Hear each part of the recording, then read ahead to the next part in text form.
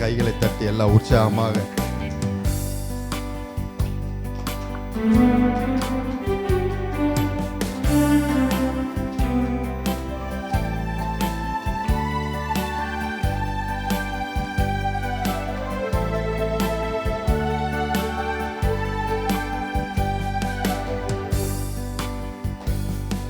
அநாதி ஸ்நேகத்தால் என்னை நேசித்தீரையா, காருண்யத்தினால் என்னை இழுத்து கொண்டீரே. அநாதி ஸ்நேகத்தால் என்னை நேசித்தீரையா, காருண்யத்தினால் என்னை இழுத்து கொண்டீரே. உங்க அன்பு பெரியது, உங்க இரக்கம் பெரியது, உங்க கிருபை பெரியது, உங்க தயவு பெரியது. உங்க அன்பு பெரியது, உங்க இரக்கம் பெரியது, உங்க கிருபை பெரியது, உங்க தயவு பெரியது. அநாதையாய் அலைந்த என்னை தேடி வந்தீரே, அன்பு காட்டி அரவணைத்து காத்து கொண்டீரே. அநாதையாய் அலைந்த என்னை தேடி வந்தீரே, அன்பு காட்டி அரவணைத்து காத்து கொண்டீரே. உங்க அன்பு பெரியது, உங்க இரக்கம் பெரியது, உங்க கிருபை பெரியது, உங்க தயவு பெரியது. உங்க அன்பு பெரியது, உங்க இரக்கம் பெரியது, உங்க கிருபை பெரியது, உங்க தயவு பெரியது. நிலையில்லாத உலகத்தில் அலைந்தேனையா, நிகரில்லாத இயேசுவை அணைத்து கொண்டீரே. நிலையில்லாத உலகத்தில் அலைந்தேனையா, நிகரில்லாத இயேசுவை அணைத்து கொண்டீரே. உங்க அன்பு பெரியது, உங்க இரக்கம் பெரியது, உங்க கிருபை பெரியது, உங்க தயவு பெரியது. உங்க அன்பு பெரியது. எல்லாரும் உற்சாகமா சொல்லுங்க. உங்க கிருபை பெரியது, உங்க தயவு பெரியது.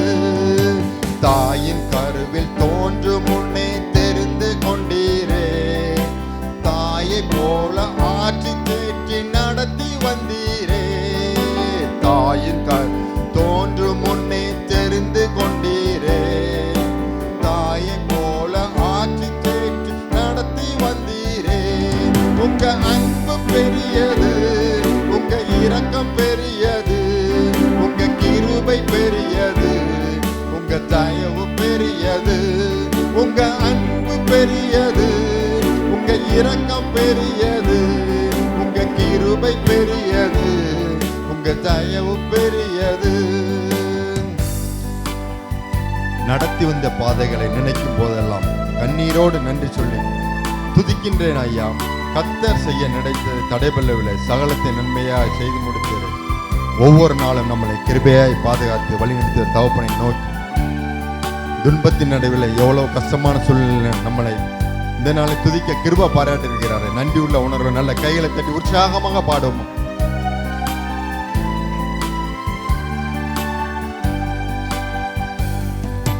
நடத்தி வந்த பாதைகளை நினைக்கும் போதெல்லாம் கண்ணீரோடு நன்றி சொல்லி துதிக்கின்றேன் ஐயா. நடத்தி வந்த பாதைகளை நினைக்கும் போதெல்லாம் கண்ணீரோடு நன்றி சொல்லி துதிக்கின்றேன் ஐயா.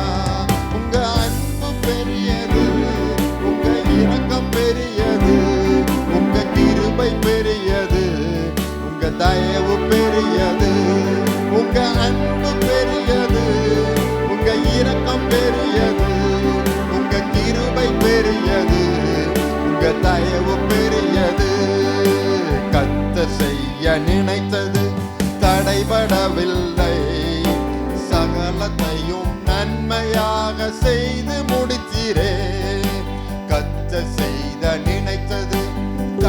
கைவிடவில்லை. சகலத்தையும் நன்மையாக செய்து முடித்தீரே. உங்க அன்பு பெரியது, உங்க இரக்கம் பெரியது, உங்க கிருபை பெரியது, தயவு பெரியது. உங்க அன்பு பெரியது, உங்க கிருபை பெரியது, உங்க தயவு பெரியது. அநாதி ஸ்நேகத்தால் என்னை நேசித்தீரையா. காருண்யத்தினால் என்னை இழுத்து கொண்டீரே. அநாதி ஸ்நேகத்தால் என்னை நேசித்தீரையா. காருண்யத்தினால் என்னை இழுத்து கொண்டீரே. அல்லேலூயா.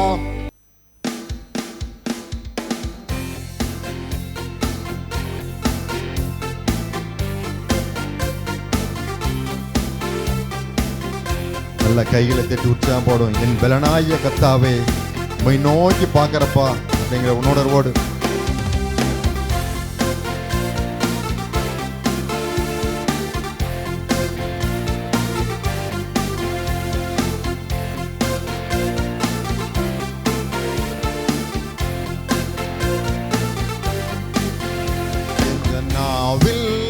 புது பாட்டு எந்த நேசோ தருகிறார். இந்த நாவில் புது பாட்டு எந்த நேசோ தருகிறார்.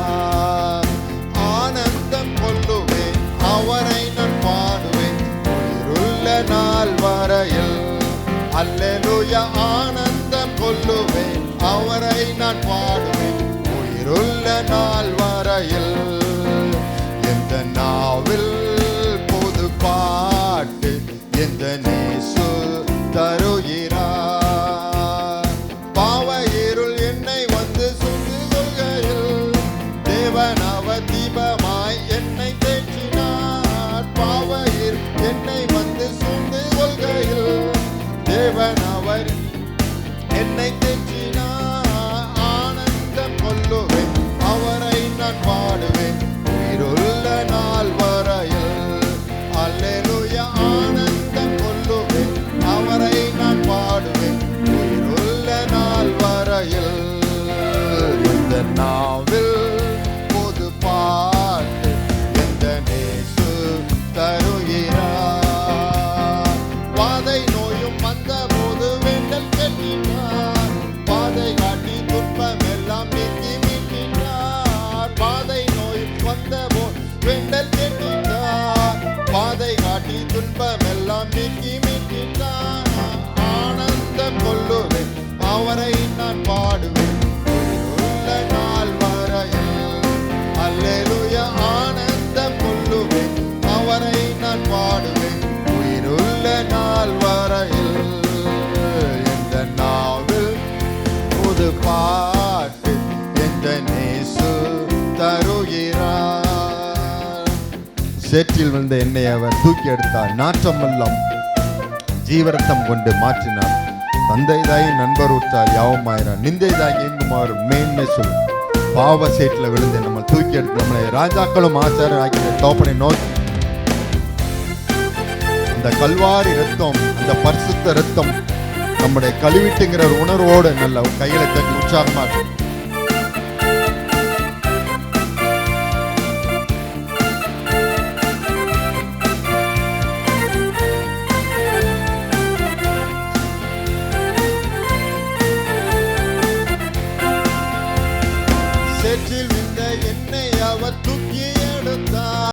நாற்றம் எல்லாம் ஜீவ ரத்தம் கொன்று மாற்றினார். சேற்றில் இந்த என்னை அவர் தூக்கி எடுத்தார். நாற்றம் எல்லாம் ஜீவ ரத்தம் கொண்டு மாற்றினார். ஆனந்தம் கொள்ளுவேன், அவரை நான் பாடுவேன் உயிருள்ள நாள் வரையில். அல்லேலூயா. ஆனந்தம் கொள்ளுவேன், அவரை நான் பாடுவேன் உயிருள்ள நாள் வரையில். எந்த நாவில் பாட்டு எந்த நேசு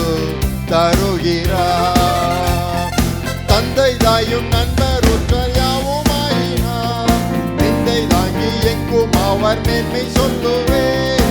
தந்தை தாயும் நண்பரும் யாவும் ஆகினார். நிந்தை தாங்கி எங்கும் அவர் மேன்மை சொல்லுவேன். ஆனந்தம் கொள்ளுவேன், அவரை நான் பாடுவேன் உயிருள்ள நாள் வரையில். அல்லேலூயா. ஆனந்தம் கொள்ளுவேன், அவரை நான் பாடுவேன் உயிருள்ள நாள் வரையில். இந்த நாவில் புது பாட்டு இந்த நேசு. இவ்வுலக பாடு என்ன என்ன செய்திடும், அவ்வுலக வாழ்வை காண காத்திருக்கிறேன். இவ்வுலக பாடு என்ன செய்திடும், அவ்வுலக வாழ்வை காண காத்திருக்கிறேன். ஆனந்தம் கொள்ளுவேன், அவரை நான் பாடுவேன் உயிருள்ள நாள் வரையில். அல்லேலூயா. ஆனந்தம் கொள்ளுவேன், அவரை நான் பாடுவேன் உயிருள்ள நாள் வரையில். இந்த நாவில் புது பாட்டு இந்த நேசு தருகிறார். இந்த நாவில் புது பாட்டு இந்த நேசு தருகிறார். அல்லேலூயா. இன்னொரு பாடலை பாடி கர்த்தர் நாமத்தை மகிமைப்படுத்துவோம். அடைக்கலமே உமது அடிமை நானே, ஆர்ப்பரிப்பெனே அகமகிழ்ந்தே, கர்த்தர் நீ செய்யும் நன்மைகளை நித்தம் நித்தம் நான் நினைப்பேன். அளவற்ற அன்பினால் அணைப்பவரை எண்ணற்ற நன்மையால் நினைப்பவர். ஒரே ஒரு வசனம் வாசிப்போம். யோவான் 17:11. யோவான் 17:11. நான் இனி உலகத்தினேன், இவர்கள் உலகத்திற்கிறார். நான் உம்மிடத்து வருகிறேன், பரிசுத்த பிதா நீர் எனக்கு தந்தவர்கள் உம்மை போல் நம்மை போல் ஒன்றாயிருக்கும்படி நீர் அவர்களை உம்முடைய நாமத்தினாலே காத்துக்கொள்ளும். எவ்வளோ இரக்கமுள்ள தப்புன்னு பார்த்தீங்கன்னா, நம்மளுக்காக யார்கிட்ட பேசுகிறாரு? பிதாட்ட பருந்து பேசுகிறாங்க. நல்லா இந்த பாடம் நல்ல கைகளை தட்டி உற்சாகமாக பாடும்.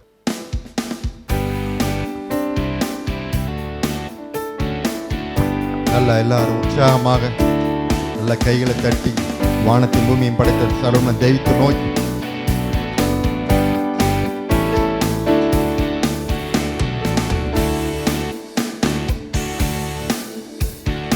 அடைக்கலமே உமதடிமை நானே, ஆர்ப்பரிப்பேனே அகமகிழ்ந்தே, கர்த்தர் நீர் செய்த நன்மைகளையே நித்தம் நித்தம் நான் நினைப்பேனே. கர்த்தர் நீர் செய்த நன்மைகளையே நித்தம் நித்தம் நான் நினைப்பேனே. அளவற்ற அன்பினால் அணைப்பவரே, எண்ணற்ற நன்மையால் நினைப்பவரே. அளவற்ற அன்பினால் அணைப்பவரே, எண்ணற்ற நன்மையால் நிறைப்பவரே. மசில்லாத நேசரே, மைமை பிரதாபம், பாசத்தால் உம் பாதம் பற்றிடுவேனே. அடைக்கலமே உமதடிமை நானே, ஆர்ப்பரிப்பேனே அகமகிழ்ந்தே, கர்த்தர் நீர் செய்த நன்மைகளையே நித்தம் நித்தம் நான் நினைப்பேனே. கர்த்தர் நீர் செய்த நன்மைகளையே நித்தம் நித்தம் நான் நினைப்பேனே. கர்த்தரே உம் செய்கைகள் பெரியவைகளே, கர்த்தரே உம் செய்கைகள் பெரியவைகளே, சுத்தரே உம் செய்கைகள் மகத்துவமானதே. நித்தியரே உம் நியாயங்கள் என்றும் நித்தோமே, பக்தரின் பேரின்ப பாக்கியம் இது. அடைக்கலமே உமதடிமை நானே, ஆர்ப்பரிப்பேனே அகமகிழ்ந்தே, கர்த்தர் நீர் செய்த நன்மைகளையே நித்தம் நித்தம் நான் நினைப்பேனே.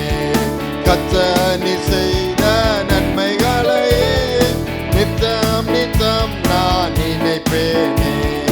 என்னை என்றும் போதித்து நடத்துபவரே, கண்ணை வைத்து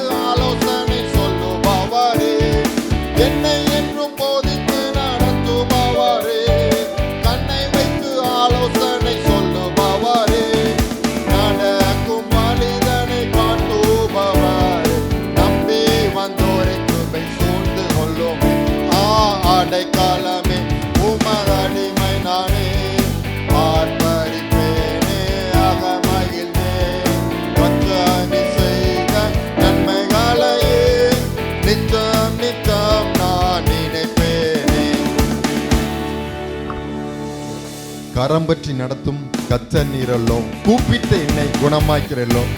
புலியில் விழாதபடி காத்து கொண்டிரு. அழுகையை களிப்பாக மாற்றிவிட்டு ஒவ்வொரு நாளும் நம்மளை இந்த உலக பிரமாண வாழ்க்கையில கரம் பற்றி நடக்கிற கர்த்தரை நோக்கி கூப்பிட்ட என்னை நம்ம சோம்லா நேரத்தில் எவ்வளோ நாள் அப்பா நோக்கி கூப்பிட்டுருக்கலாம். நமக்கு நல்ல சுகம் கொடுத்த தெய்வத்தை நோக்கி நல்ல கைகள் தட்டி உற்சாகமாக பாடுவோம்.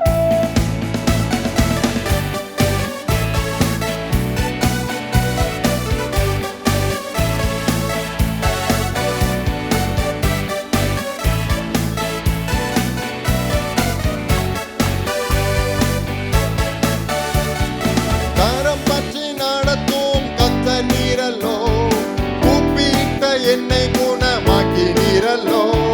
கரம் பற்றி நடத்தும் கர்த்தர் நீரல்லோ. கூப்பிட்ட என்னை குணமாக்கி நீரல்லோ. புலியில் விழாதபடி காத்து கொண்டீரே. அழுவையை களிப்பாக மாற்றி விட்டீரே. அடைக்கலமே உமதடிமை நானே. ஆர்ப்பரிப்பேனே அகமகிழ்ந்தே. கர்த்தர் நீர் செய்த நன்மைகளையே நித்தம் நித்தம் நான் நினைப்பேனே. கர்த்தர் நீர் செய்த நன்மைகளையே நித்தம் நித்தம் நான் நினைப்பேனே. பாவங்களை மாறாதென்னை பற்றி கொண்டீரே. சாபங்களை நீக்கி சுத்த உள்ளம் தந்தீரே. பாவங்களை பாராதென்னை பற்றி கொண்டீரே. சாபங்களை உள்ளம் தந்தீரே. ரட்சண்யத்தின் சந்தோஷத்தை திரும்ப தந்தீரே. உற்சாக ஆவி என்னை தாங்க செய்தீரே. அடைக்கலமே உமதடிமை நானே. ஆர்ப்பரிப்பேனே அகமகிழ்ந்தே.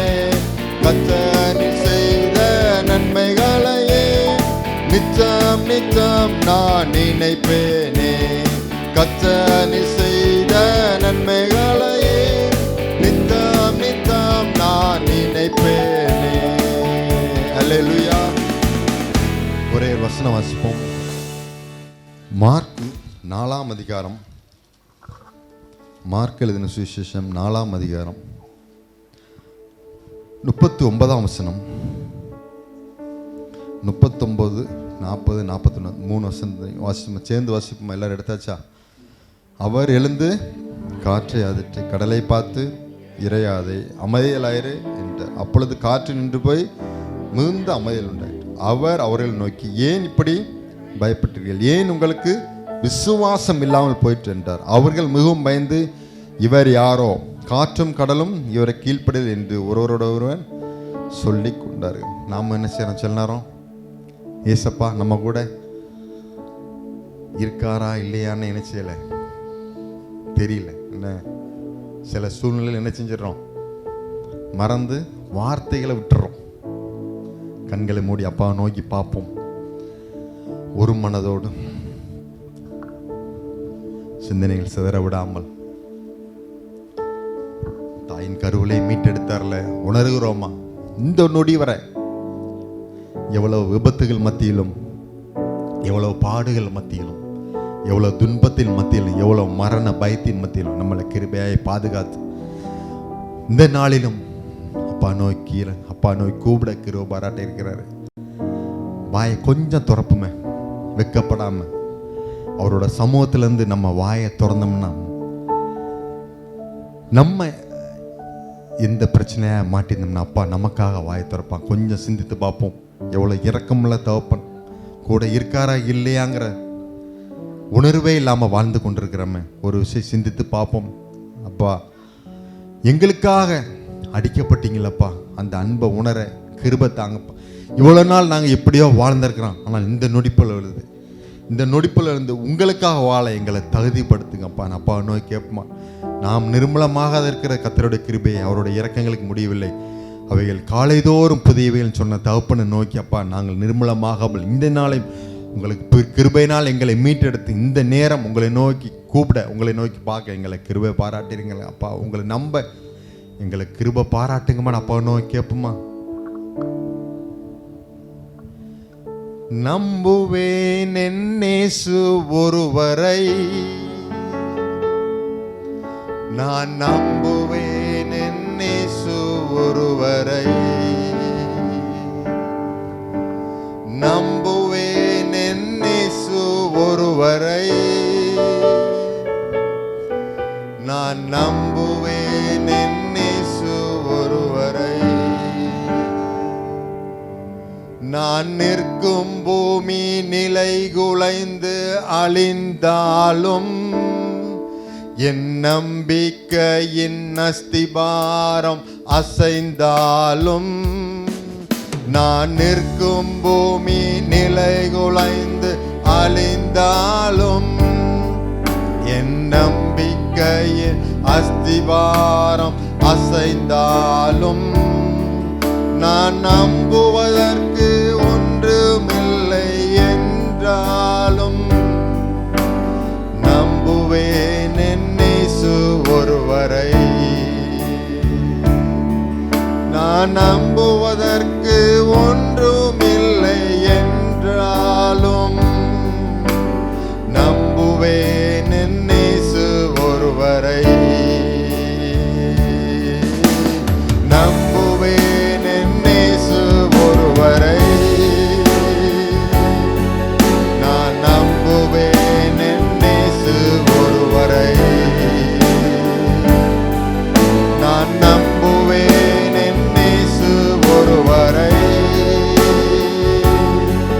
நான் நம்புவேன் என் இயேசு ஒருவரை. அவர் நாமத்தில் மதுரமதே, அவர் நாமத்தில் சுகமுண்டு, அவர் நாமத்தில் மதுரமதே, அவர் நாமத்தில் சுகமுண்டு. இயேசு நாமம், இயேசு நாமம், இயேசு நாமம், இயேசு நாமம், இயேசு நாமம், இயேசு நாமம் வாழ்கவே. இயேசு நாமம், இயேசு நாமம், இயேசு நாமம், இயேசு நாமம், இயேசு நாமம் வாழ்கவே. நம்புவேன் என் இயேசு ஒருவரை, நான் நம்புவேன் என் இயேசு ஒருவரை, நம்புவேன் என் இயேசு ஒருவரை, நான் நம்புவேன் என் இயேசு ஒருவரை. நன்றி பரிசுத்தமுள்ள தகப்பனே, நன்றியோடு துதிக்கிறப்பா. மீதியானவளை ஒவ்வொரு நொடி பொழுதும் வாழ்க்கையில், எங்கள் குடும்பத்தில், தொழில, நாங்கள் பணிபுரியும் ஸ்தலத்தில் உங்களை மாத்திரம் நம்மள எங்கள் கிருபை தாங்கப்பா. மீதியான ஒவ்வொரு நொடி பொழுது ஆவியானோட ஆளுக்குள்ள கர்த்தராகிய இயேசு மூலமா ஜெபிக்க நல்ல பிதாவே, ஆமென். அல்லேலூயா. கரங்கள் தட்டி கர்த்தர் நாமத்தை மகிமைப்படுத்தும். கர்த்தருக்கு மகிமை உண்டாவதாக. இந்த நாளில் வந்திருக்கிற ஒவ்வொருவரையும் தேவன் தாமே ஆசீர்வதிப்பாராக. இந்த தெய்வீக சுகமளிக்கிற ஆராதனை 2 வருடம் முடிந்து மூன்றாவது வருடத்தில் காலெடுத்து வைக்கும்படியாக கர்த்தர் பாராட்டின இரக்கத்துக்காய் நன்றி செலுத்துகிறேன். விசேஷமாக ஒரு பெரிய இரக்கம் என்னன்னா, நாங்கள் ஊழியத்துக்கு வந்து இந்த தெய்வீக சுகமளிக்கிற ஆராதனை ஆரம்பித்து இப்போ தான் 2 வருஷம் முடிஞ்சு 3வது வருடம்.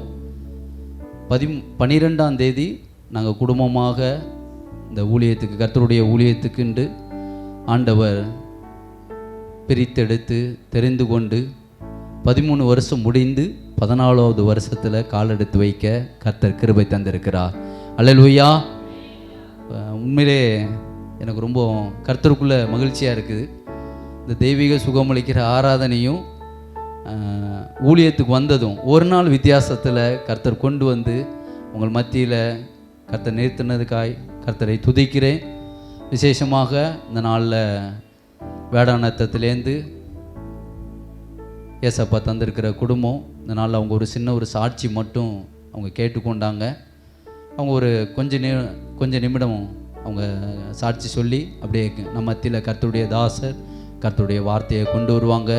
மெய்யாகவே இந்த இடத்துல வந்திருக்கிற ஒவ்வொருவரையும் தேவன் பெரிய காரியங்களை செய்வார். உங்கள் மத்தியில் ஆண்டவர் ஒரே ஒரு வார்த்தையை எனக்கு ஒரு 2 நாளைக்கு முன்னாடி தந்தாங்க. அந்த வார்த்தை, இந்த பகுதி ஒரு வனாந்தரமான பகுதி, விசேஷமாக நம்மளே சோனராஜ் அண்ணன் அவங்க குடும்பமாக வந்திருக்கிறாங்க. நான் கர்த்தரை துதிக்கிறேன். போன வருடத்தில் வர வேண்டியது, ஆனால் இந்த வருடத்தில் கர்த்தர் அழைத்து வந்திருக்கிறார். அதே போல் ஒவ்வொரு குடும்பங்களையும் ஆண்டவர் முன் குறிக்கப்பட்ட சோத்திரம் சகோதரர்களையும் பிள்ளைகளையும் மெய்யாகவே இன்னைக்கு செல்வாங்கிற இந்த சபையிலேருந்து கர்த்தர் போன புதுக்கோட்டையை தாண்டி அன்பு மகள் இருக்கிறாங்க. நம்மளே கூப்பிடும்போது அவங்க வரத்துக்கு சில தடைகள் இருக்கும். ஆனால் இந்த தடவை முன்கூட்டியே பாஸ்டர் நான் வந்துடுவேன் அப்படின்னாங்க. ஆமே, ஒரே ஒரு வார்த்தை ஆண்டவர் தந்தாங்க. சங்கீதம் 65:2 வாசிக்க கேட்போம். ஜெபத்தை கேட்கிறவரே மாமிசமான யாவரும் உம்மிடத்தில் வருவார்கள். இந்த வார்த்தையை தந்து கர்த்தர் பலப்படுத்தினாங்க. பாஸ்டர் என்னிடத்துல பேசும்போது புதிய மக்களை கர்த்தர் கொண்டு வரணும். மெய்யாகவே இன்னைக்கு புதிய மக்களை கர்த்தர் கொண்டு வந்திருக்கிறார். முன்குறிக்கப்பட்டவங்கள கர்த்தர் கொண்டு வந்து அவங்களுக்கு ஆத்துமா ரட்சிப்பையும் சரீர மீட்பையும் தர அவர் போதுமானவராக இருக்கிறார். ஆமே, இந்த வசனம் எனக்கு மாத்திரமில்ல, இங்கே வந்திருக்கிற உங்களுடைய வாழ்க்கையில் அவர் ஜெபத்தை கேட்கிறவர். ஆமே, எந்த காரியத்தில் நீங்கள் ஜெபித்து கொண்டு இருக்கீங்களோ அந்த காரியத்தில் கர்த்தர் உதவி செய்ய அவர் போதுமானவராக இருக்கிறார்.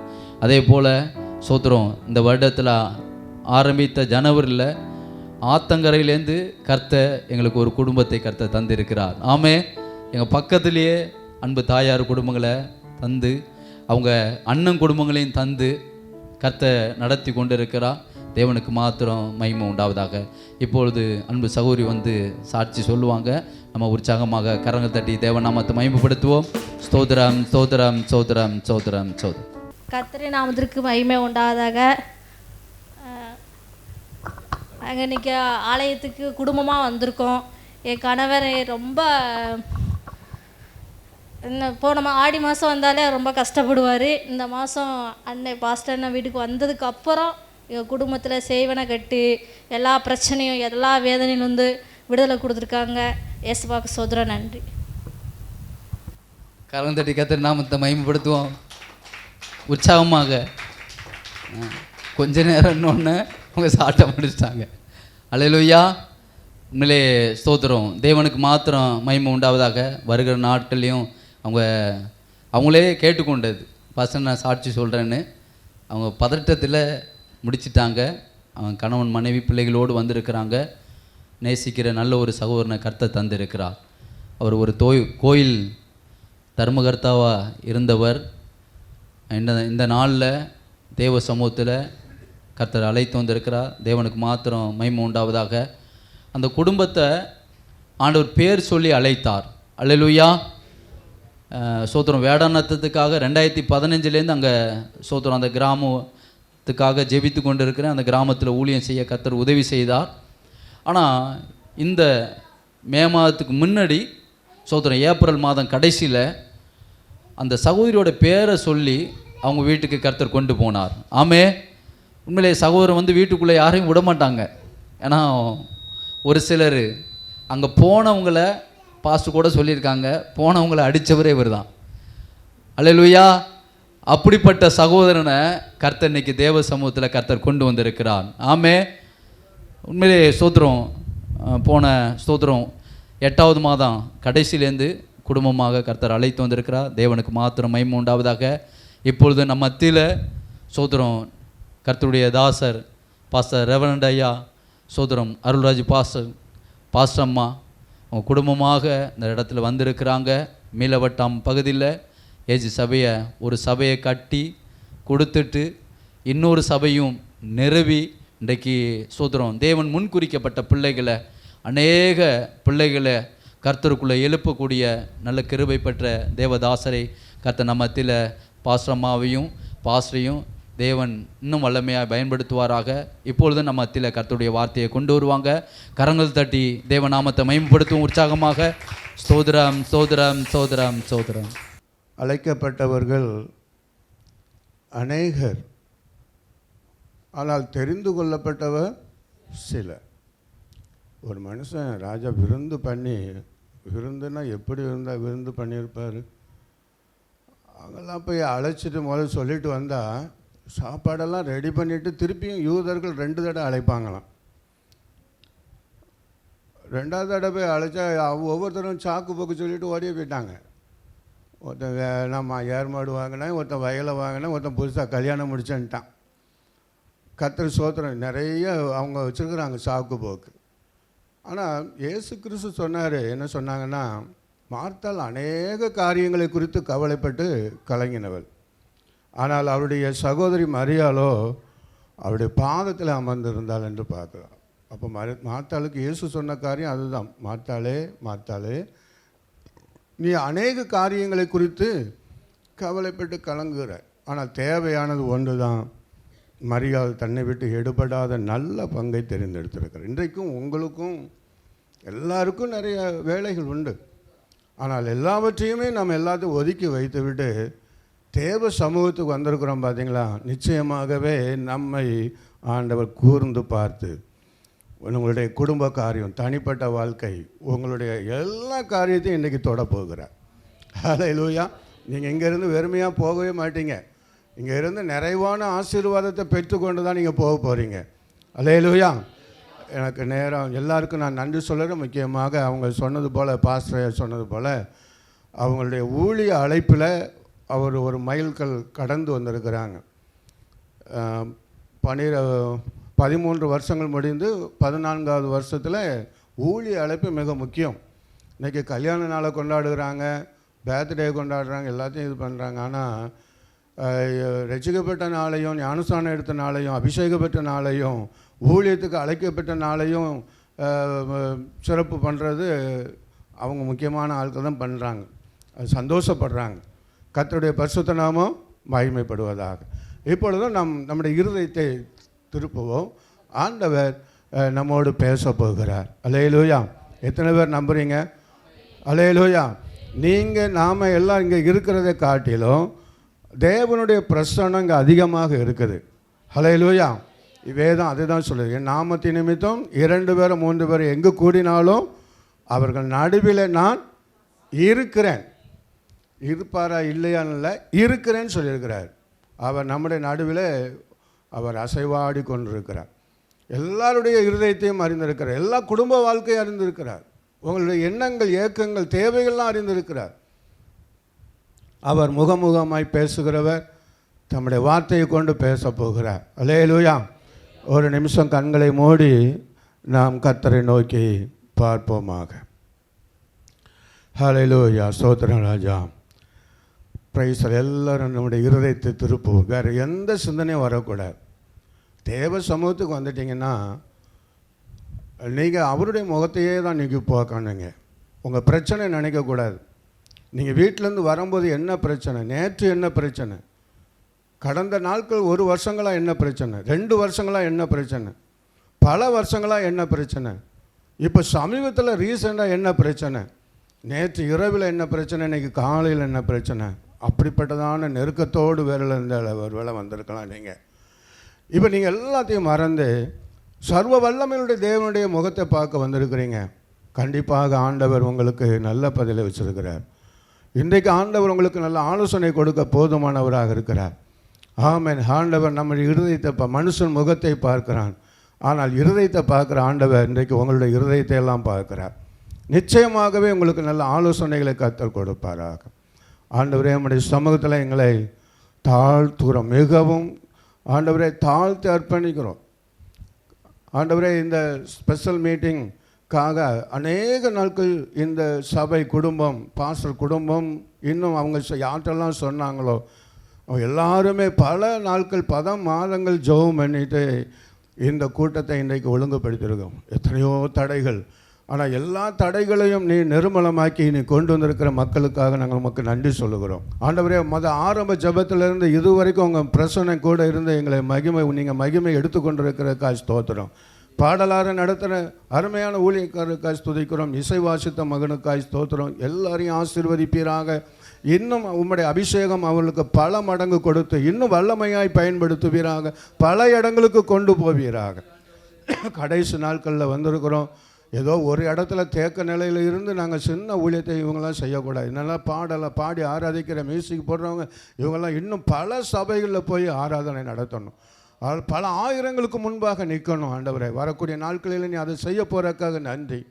ஆண்டவரே, இந்த திருச்சபைக்காக நாங்கள் ஜெபிக்கிறோம். இந்த திருச்சபையும் எல்லைகள் விரிவாகட்டும். நீ வலதுபுறமும் இடதுபுறமும் இடம் கொண்டு பெருகுவாயாக சொன்ன வாக்குப்படி ஆண்டவரே, நீங்கள் இந்த ஊழியத்தை நீர் ஆசீர்வதிக்க போகிறதுக்காக நன்றி சொல்லுகிறோம். இப்பொழுது ஆண்டவரே, நாங்கள் பார்க்கிறபடி எப்படி இருந்தாலும் ஆனால் இந்த சபையை குறித்து உம்முடைய சித்தம் நீங்கள் வைத்திருக்கிற ஆதீனத்தில் வைத்திருக்கிற காரியங்களை இவங்களுக்கு வெளிப்படுத்தி காண்பிப்பீராக.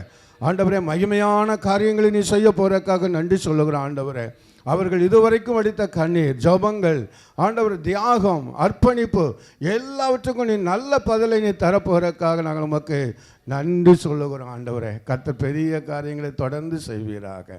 ஆண்டவரே, உம்மை துதிக்கிறோம். அன்றைக்கு நான் தன் வேலை பார்த்து சொன்னேன், கபடற்ற உத்தம இஸ்ரவேல்னு சொன்னீங்க. ஆண்டவர், அவளை நீ அத்திமரத்துக்கு கீழே இருக்கும்போதே நான் உன்னை பார்த்தேன்னு சொன்னீங்க. ஆண்டவரே, தகப்பனே, உமக்கு நான் இவைகளை பார்க்கல, நீ பெரியவைகளை காண்பாய் என்று சொன்னீங்களா. ஆண்டவரே, அதே போல் இன்றைக்கு வந்திருக்கிற அந்த மக்களுடைய இருதயத்தையும் அவருடைய வாழ்க்கை எல்லாவற்றையும் நீர் அறிந்திருக்கிறீங்க. மகிமையான காரியங்களை நீ செய்ய போகிறதுக்காக நாங்கள் நன்றி சொல்லுகிறோம். எல்லா துதிகான மகிமையெல்லாம் உமக்கே செலுத்துகிறோம். இரட்சகர் இயேசுவின் நாமத்துக்கு கேட்கிறோம் எங்கள் பரலோக பிதாவே, ஆமென். அல்லேலூயா. வந்து கூட இந்த பாஸ்ரையா குடும்பத்திற்காக பிள்ளைகளுக்காக கர்த்தரை துதிக்கிறேன். இன்றைக்கி வந்திருக்கிற எல்லா விசுவாச மக்களுக்காக நான் எல்லாருக்கும் கர்த்தரை துதிக்கிறேன். ஆண்டவருடைய நாமம் மகிமைப்படுவதாக. நாம் நேரடியாக ஆண்டவருடைய வார்த்தைகளுக்கு கடந்து போவோம். கடைசி நேரத்தில் எல்லாருக்காக நாங்கள் ஜெபம் பண்ணுவோம். ஆண்டவர் மகிமையான காரியங்களை உங்கள் நடுவில் செய்வாராக. ஒரு வசனத்தை வாசிப்போம். ஏசாயாவின் புஸ்தகம் 43ஆம் அதிகாரம் 11வது வசனம். நானே கர்த்தர், என்னை அல்லாமல் இரட்சகர் இல்லை. எல்லாரும் அந்த வசனத்தை பார்த்து கொள்ளுங்க. இந்த வசனம் சொல்லுகிறது, நானே கர்த்தர், என்னை அல்லாமல் இரட்சகர் இல்லை. என்னை அல்லாமல் இரட்சகர் இல்லை. ஏசாயா தீர்க்கதரிசி இயேசு கிறிஸ்து பிறக்கிறதுக்கு முன்பாக 700 வருஷத்துக்கு முன்பாக தீர்க்க தரிசனமாய் அவர் தொலைநோக்கு பார்வையோடு தீர்க்க தரிசனம் சொன்ன நிறைய காரியங்கள் நடக்கவே இல்லை. ஆனால் அவர் சொன்ன காரியங்கள் எல்லாம் நடந்திருக்கிறது, இன்னும் நடந்து கொண்டிருக்கிறது. கர்த்தருக்கு ஸ்தோத்திரம் உண்டாகட்டும். ஏசாயா தீர்க்கதரிசி ஏசாயா 9ஆம் அதிகாரத்தில் ஒரு கன்னி வயிற்றில் இயேசு ஒரு தெய்வம் பிறப்பார் என்று இவர் தான் சொன்னார். 9ஆம் அதிகாரத்தில் அவருக்கு 5 பெயர்கள் அங்கே கொடுக்கப்பட்டது என்று நாம் பார்க்கிறோம். அதே போல் ஏசாயா 53ஆம் அதிகாரத்தில் பார்க்கும்போது அவருடைய பாடுகளை குறித்து அங்கே தெளிவாக சொல்லுகிறதை நாம் அங்கே பார்க்கிறோம்.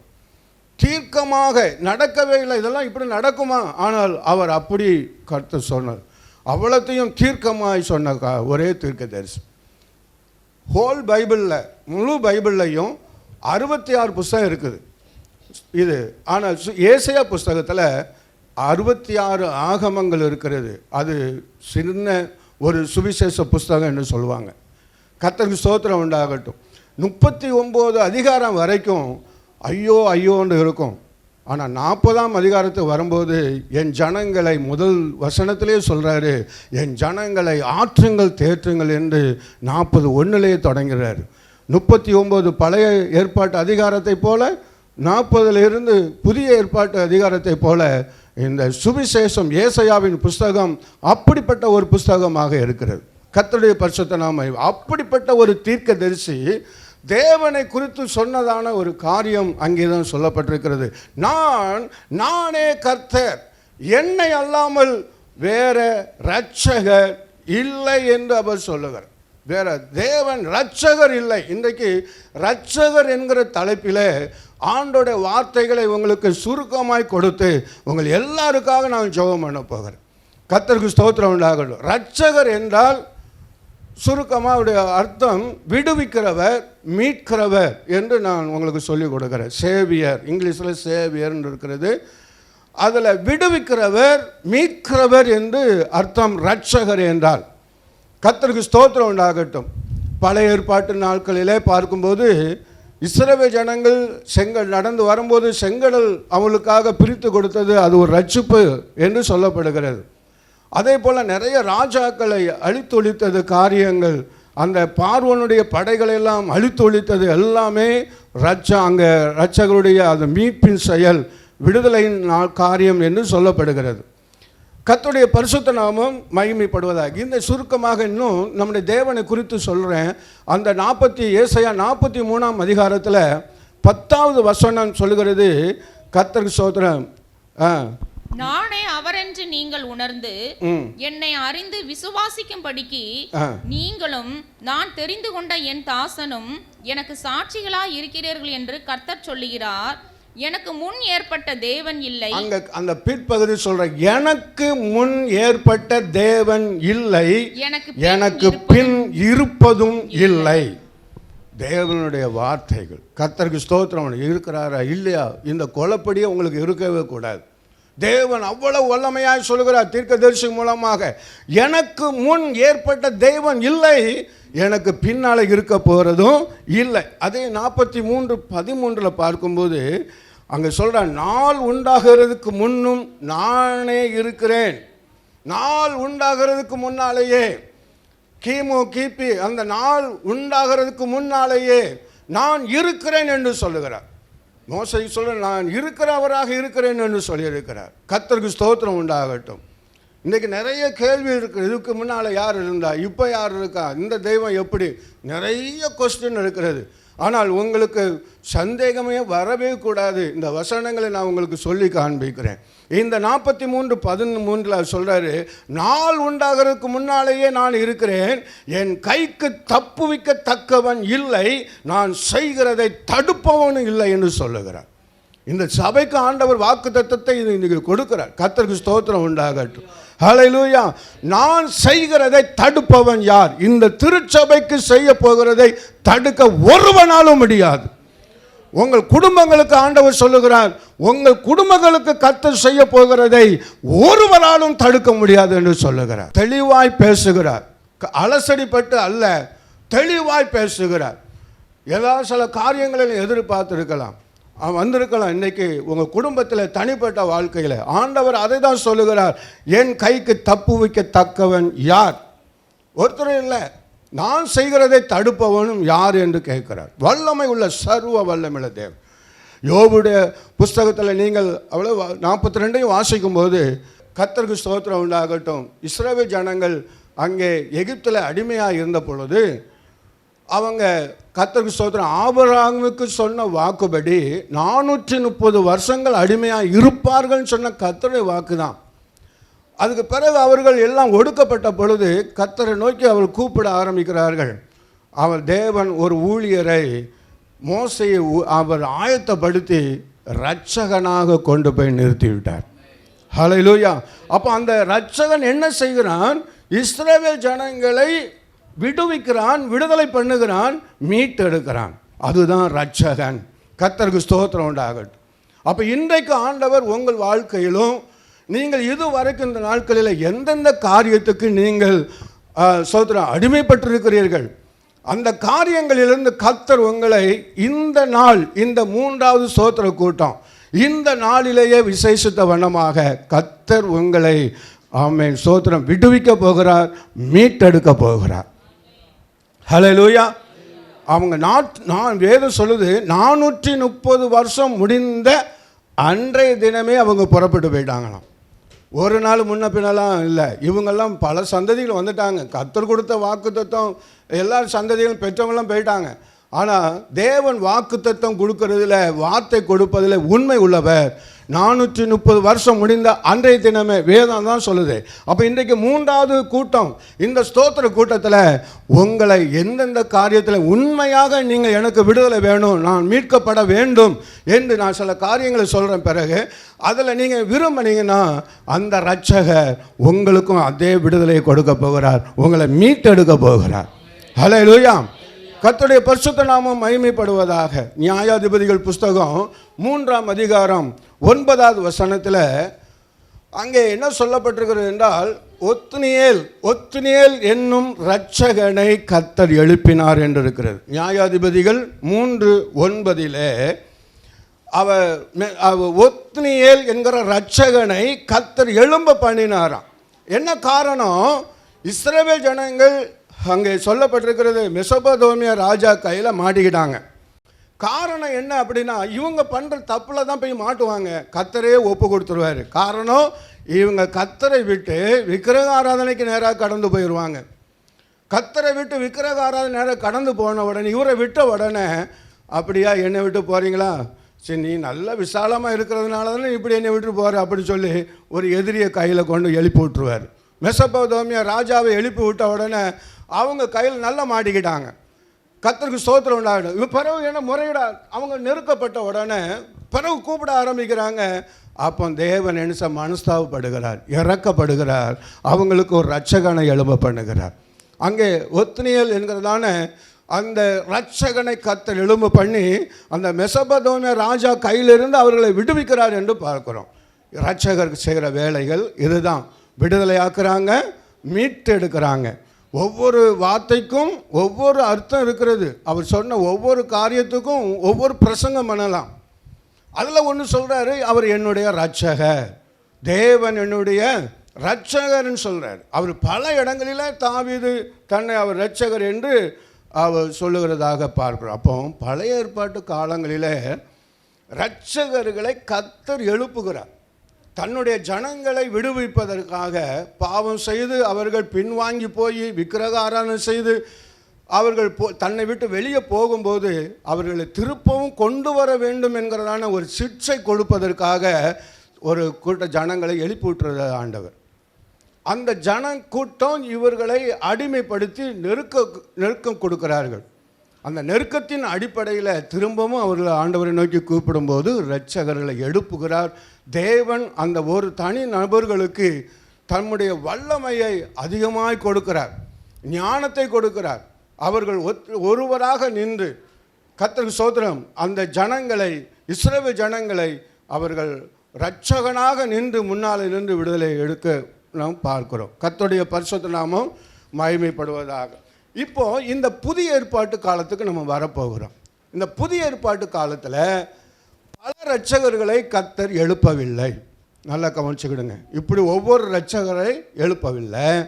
ஆனால் ஒரு இரட்சகர் ஆண்டவராக இயேசு கிறிஸ்துவை இரட்சகராக, ஏன்னா அவங்க ஒரு இஸ்ரவேல் ஜனங்கள் 12 கோத்திரங்களாக ஒரே குழுவாக இருந்தார்கள்.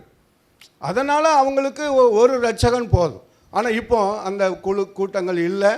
எல்லாரும் தனிப்பட்ட முறையில் குடும்பங்களை ஆகிவிட்டாங்க. இப்போ தனிப்பட்ட முறையில் ஒரு நபருக்கு இல்லைன்னா ஒரு குடும்பத்திற்கு இந்த இரட்சகர் இயேசு கிறிஸ்து தேவைப்படுகிறவராக இருக்கிறார். அல்லேலூயா சொல்லுவோம். அல்லேலூயா. கர்த்தருக்கு ஸ்தோத்திரம் உண்டாகும். ஒரு சில வசனங்களை சொல்கிறேன், நீங்கள் கொஞ்சம் அதை ஃபாலோ பண்ணுங்கள். முதலாவது லூக்கா 2:11. இன்னொரு வாசிக்குமா? கர்த்தராகிய கிறிஸ்து என்னும் இரட்சகர் உங்களுக்காக தாவீதின் ஒரு இழப்பு. கிறிஸ்து என்னும் இரட்சகர். கர்த்தருக்கு ஸ்தோத்திரம். இந்த புதிய ஏற்பாட்டு காலத்தில் எல்லா மக்களுக்காக ஒரு தெய்வம் இங்கே இறங்கி வந்திருக்க, இரட்சகராக இறங்கி வந்து பிறந்திருக்கிறார். அந்த வசனத்தை குறித்து கொள்ளுங்கள். 2:11 லூக்கா 2:11 உங்களுக்காக கிறிஸ்து என்னும் இரட்சகர் பிறந்திருக்கிறார். நான் சொல்லி கொடுத்தேன். இரட்சகர்னா என்ன அர்த்தம்? விடுதலை பண்ணுகிறவர், மீட்கிறவர். இதை நல்லா வச்சுக்கணும் மனசில், அப்படியே பதிச்சு வச்சு. ஏன்னா இஸ்ரவேல் ஜனங்கள் அப்படி தான் மோசே என்னும் இரட்சகனை கொண்டு கர்த்தர் அவர்களை மீட்டெடுத்தார், விடுதலை பண்ணினார். அப்போ இன்றைக்கும் இந்த இயேசு கிறிஸ்து அவன் பெரிய ஜனக்கூட்டத்தை அல்ல, ஒவ்வொரு தனிநபரையும் சந்திக்க அவர் வல்லமை உள்ளவராக இருக்கிறார். ஒவ்வொரு குடும்பத்தையும் அவர் விடுவிக்க வல்லமை உள்ளவராக இருக்கிறார். குடும்பமாக சந்திக்கப்படுகிறார்கள். குடும்பத்தில் தனிநபராக சந்திக்கப்படுகிறார்கள். ஒரு கிராமத்திலே ஒரு குடும்பமாக ரட்சிக்கப்படுறாங்க. அருமையான சகோதரி சாட்சி கொடுத்தாங்க வேடநத்தம். என்னுடைய ஒரு நண்பர் கர்த்தருக்கு ஸ்தோத்திரம். நான் 2002 ஊழியத்துக்கு முழு நேர ஊழியத்துக்கு வந்தேன். அவங்க 2002க்கு முன்னாலேயே என்னுடைய நண்பர் ஒருவர் முழு ஊழியத்துக்கு வந்து அவர் வேடநத்தம் பகுதிக்கு தான் ஊழியத்துக்கு போனார். கர்த்தருக்கு ஸ்தோத்திரம். அவருக்காக எங்கள் சபையிலிருந்து வேடநத்தம் பகுதிக்கு ஆட்களை கொண்டு போய் ஊழியம் செய்து கொடுத்துருக்குறாங்க. அதனால் உங்கள் வேடநத்தம் பகுதிக்கு எங்களுடைய ஜெபம் இருக்கிறதுலே நீங்கள் இன்றைக்கி ரட்சிக்கப்பட்டு நீங்கள் சபைக்கு வந்திருக்கீங்கன்னா எங்களுடைய பங்கும் அதில் இருக்குது. அவர் எடுத்துக்கிடுங்க பாஸ்டர். அப்படியா? இல்லை சொல்கிறேன். 2002க்கு முன்னாலேயே என்னுடைய நண்பர் தெரியும்னு நினைக்கிறேன், எங்கள் பாஸ்டர்மாக்கலாம். ஆனால் அவங்க இப்போ அதில் ஊழியம் செய்யலை, அதை விட்டுட்டு போயிட்டாங்க. கர்த்தருக்கு ஸ்தோத்திரம் உண்டாகட்டும். அதை விட்டுட்டு போயிட்டாங்க. ஆனால் அன்றைக்கு நாங்கள் விதைத்த விதை நாங்கள் மட்டும் இல்லை, நிறைய ஊழியர்கள் அந்த கிராமத்துக்கு போயிருக்கலாம், நிறைய ஊழியர்கள் ஜெபித்திருக்கலாம். கிராமம் என்ன பாஸ்டரையா படித்திருக்கிறாங்க, பாட்டில் என்ன படிச்சிருக்கிறாங்க, 7 லட்சம் கிராமங்கள் இயேசுவை அறியவே. இந்தியாவில் எத்தனை கிராமம் இருக்குதான்? 7 லட்சம் கிராமம் இருக்குதான். அப்போ அந்த கிராமத்தில் வேடநத்தம் ஒன்று. கர்த்தருக்கு ஸ்தோத்திரம் உண்டாகட்டும். அதுக்கு பிறகு தான் நான் முழு நேர ஊழியத்துக்கு நான் வேறு ஒரு கிராமத்துக்கு ஊழியத்துக்கு போனேன். கர்த்தருக்கு ஸ்தோத்திரம் உண்டாகட்டும். ஆகவே கர்த்தர் உங்களை அந்த இடத்துலேருந்து தூக்கி இருக்கிறார் என்றால் கர்த்தருக்கு ஸ்தோத்திரம் உண்டாகட்டும். நீங்கள் முன்குறிக்கப்பட்டவங்க, நல்லா ஸ்ட்ராங்காக நில்லுங்க. கர்த்தருக்கு ஸ்தோத்திரம். இந்த சபையோடு இணைஞ்சு நில்லுங்க, உதவியாக இருங்க. கர்த்தர் உங்களை அந்த குடும்பத்திலேயே அந்த கிராமத்திலேயே உங்களை ஆசீர்வதித்து உயர்த்துவார். அல்லேலூயா. ஆமாம், நீங்கள் சாட்சியாக நிற்கணும். நிறைய போராட்டம் வரும், இதுக்கு நிறைய போராட்டங்கள்லாம் வரும். அதனால் நீங்கள் ஊழியக்காரரோடு நல்ல ஆலோசனையில் கேளுங்க, ஜெபம் பண்ணுங்க, நல்ல ஊழியத்தை தாங்குங்க. கர்த்தர் உங்களை ஆசீர்வதித்து அந்த பகுதியில் உயர்த்துவார். அப்போது புதிய ஏற்பாட்டு காலத்தில் வரும்போது லூக்கா 2:11 இயேசு கிறிஸ்து என்னும் இரட்சகர் உங்களுக்காக பிறந்த 2000 வருஷத்துக்கு முன்பாக சொல்லப்பட்ட காரியம். 2வது மத்தேயு 1:21 அங்கே என்ன சொல்லப்பட்டிருக்கிறான்னா, இயேசு கிறிஸ்து ரட்சிக்கிறவர். அதை தான் சொல்ல வர்றேன். அந்த ரட்சகருங்கிற வார்த்தையை மறந்துடாதீங்க. பழைய ஏற்பாட்டு காலத்தில் தேவன் ரட்சகராக வெளிப்பட்டார், அநேக ரட்சகர்களை எழுப்பினார். இந்த புதிய ஏற்பாட்டு காலத்தில் ஆண்டவராக இயேசு கிறிஸ்துவே ரட்சகராக அவர் வெளிப்பட்டார். அவர் தேவனே மனிதனாய் மாறி இருக்கிறார் என்று தீமோத்தேயுவில் வாசிக்கிறோம். ஆகவே இங்கே மத்தேயு 1:21 வாசிங்க. அவள் ஒரு குமாரனை பெறுவாள், அவருக்கு இயேசு என்று பெயரிடுவாயாக, ஏனெனில் அவர் தமது ஜனங்களின் பாவங்களை நீக்கி அவர்களை ரட்சிப்பார் என்றான். இயேசு என்ற பெயருக்கு அர்த்தம் அங்கே சொல்லப்பட்டிருக்கு, தன்னுடைய ஜனங்களின் பாவங்களை நீக்கி ரட்சிக்கிறவர், ரட்சகர் என்று அவங்க சொல்லப்பட்டிருக்கு. 3வது லூக்கா 19:10 இயேசு கிறிஸ்து நம்மை ரட்சிக்கிறதுக்காகவே வந்தார் என்று லூக்கா 19:10 சொல்லப்பட்டிருக்கிறது. இழந்து போனதை தேடவும் ரட்சிக்கவுமே மனுஷகுமாரன் வந்திருக்கிறார் என்று அங்கே நாம் வாசிக்கிறோம். இழந்து போயிருக்கிற நம்மை எல்லாம் ரட்சிப்பதற்காக கர்த்தருக்கு ஸ்தோத்திரம். அவர் வந்தார், ரட்சகராக வந்தார், ரட்சிக்கிறவராக வந்தார், ஜனங்களை விடுவிக்கிறவராக வந்தார், ஜனங்களை மீட்கிறவராக வந்தார் என்று நாம் இந்த வேதத்தின் அடிப்படையில் பார்க்கிறோம். இன்னும் ஒன்று சொல்லுகிறேன். அப்போஸ்தலர் நடபடிகள் புஸ்தகம் 4ஆம் அதிகாரம் 12வது வசனத்தை நான் உங்களுக்கு சுட்டி காட்டுகிறேன். கர்த்தருக்கு ஸ்தோத்திரம் உண்டாகட்டும். அப்போஸ்தலர் நடபடிகள் 4:12 அவராலேயே அன்றி என்று சொல்லப்பட்டிருக்கிறார். அவராலேயே அன்றி.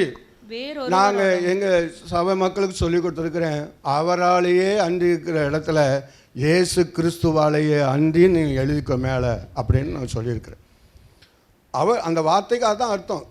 அவராலே அன்றி வேறு ஒருவராலும் ரட்சிப்பு இல்லை.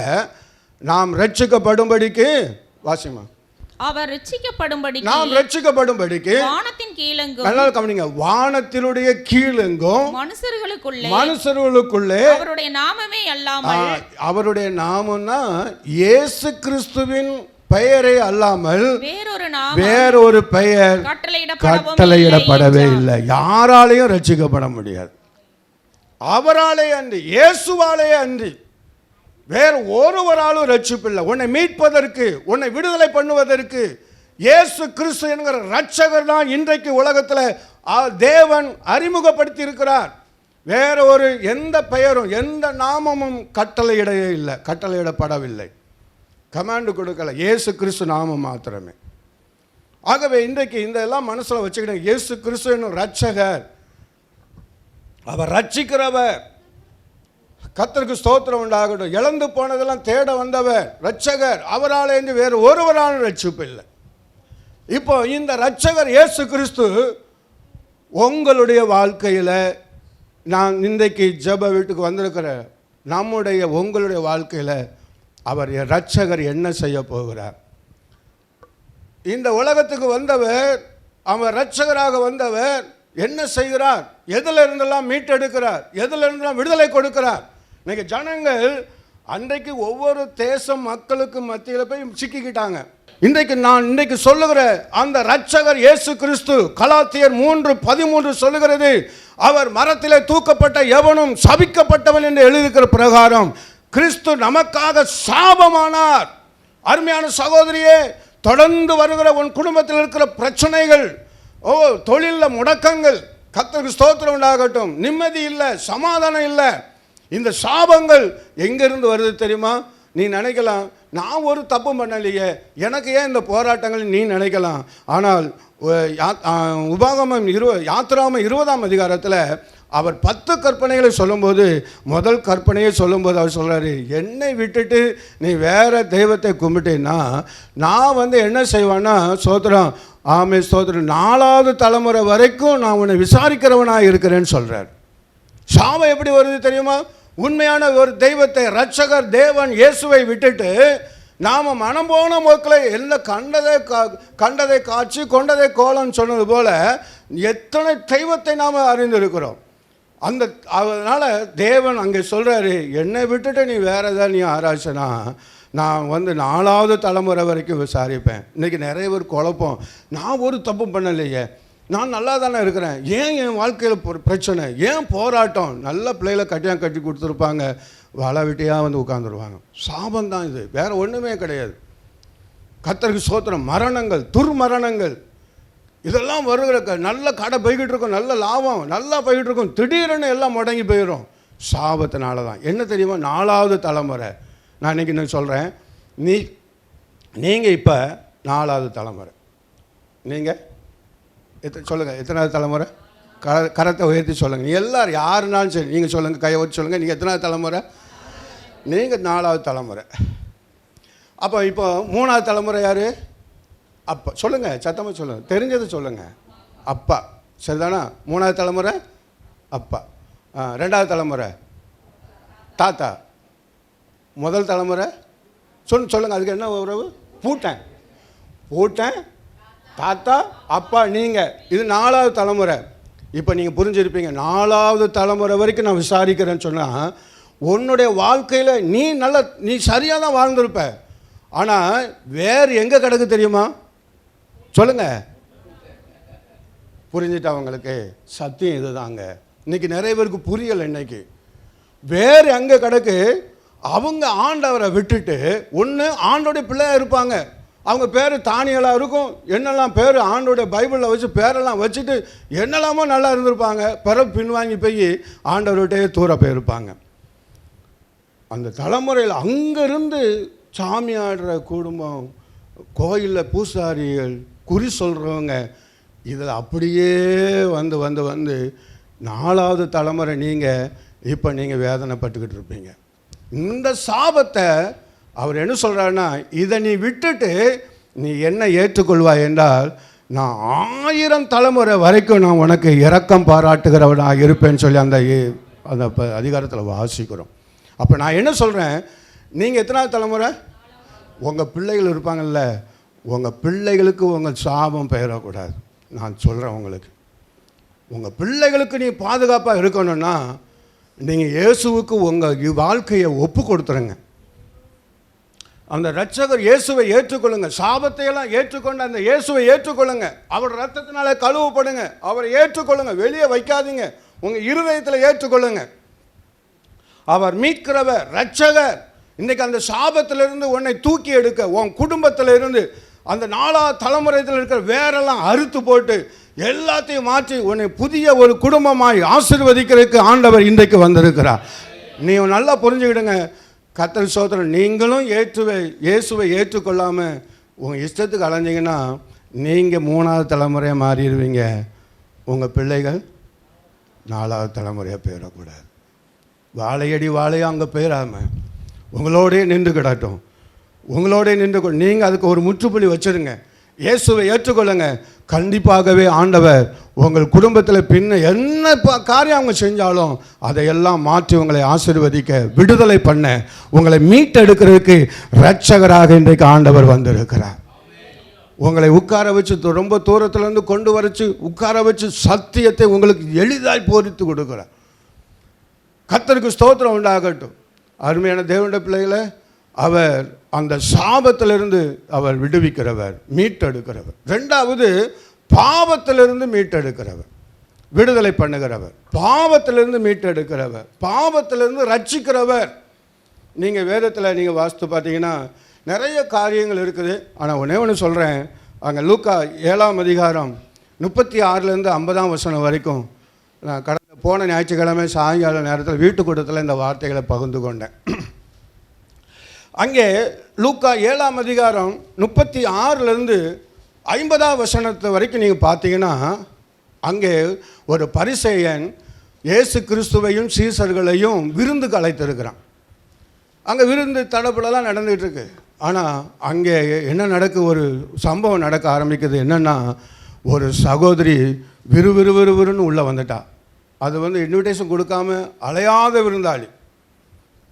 இந்த பரிசையை அவளை பார்க்குறான்.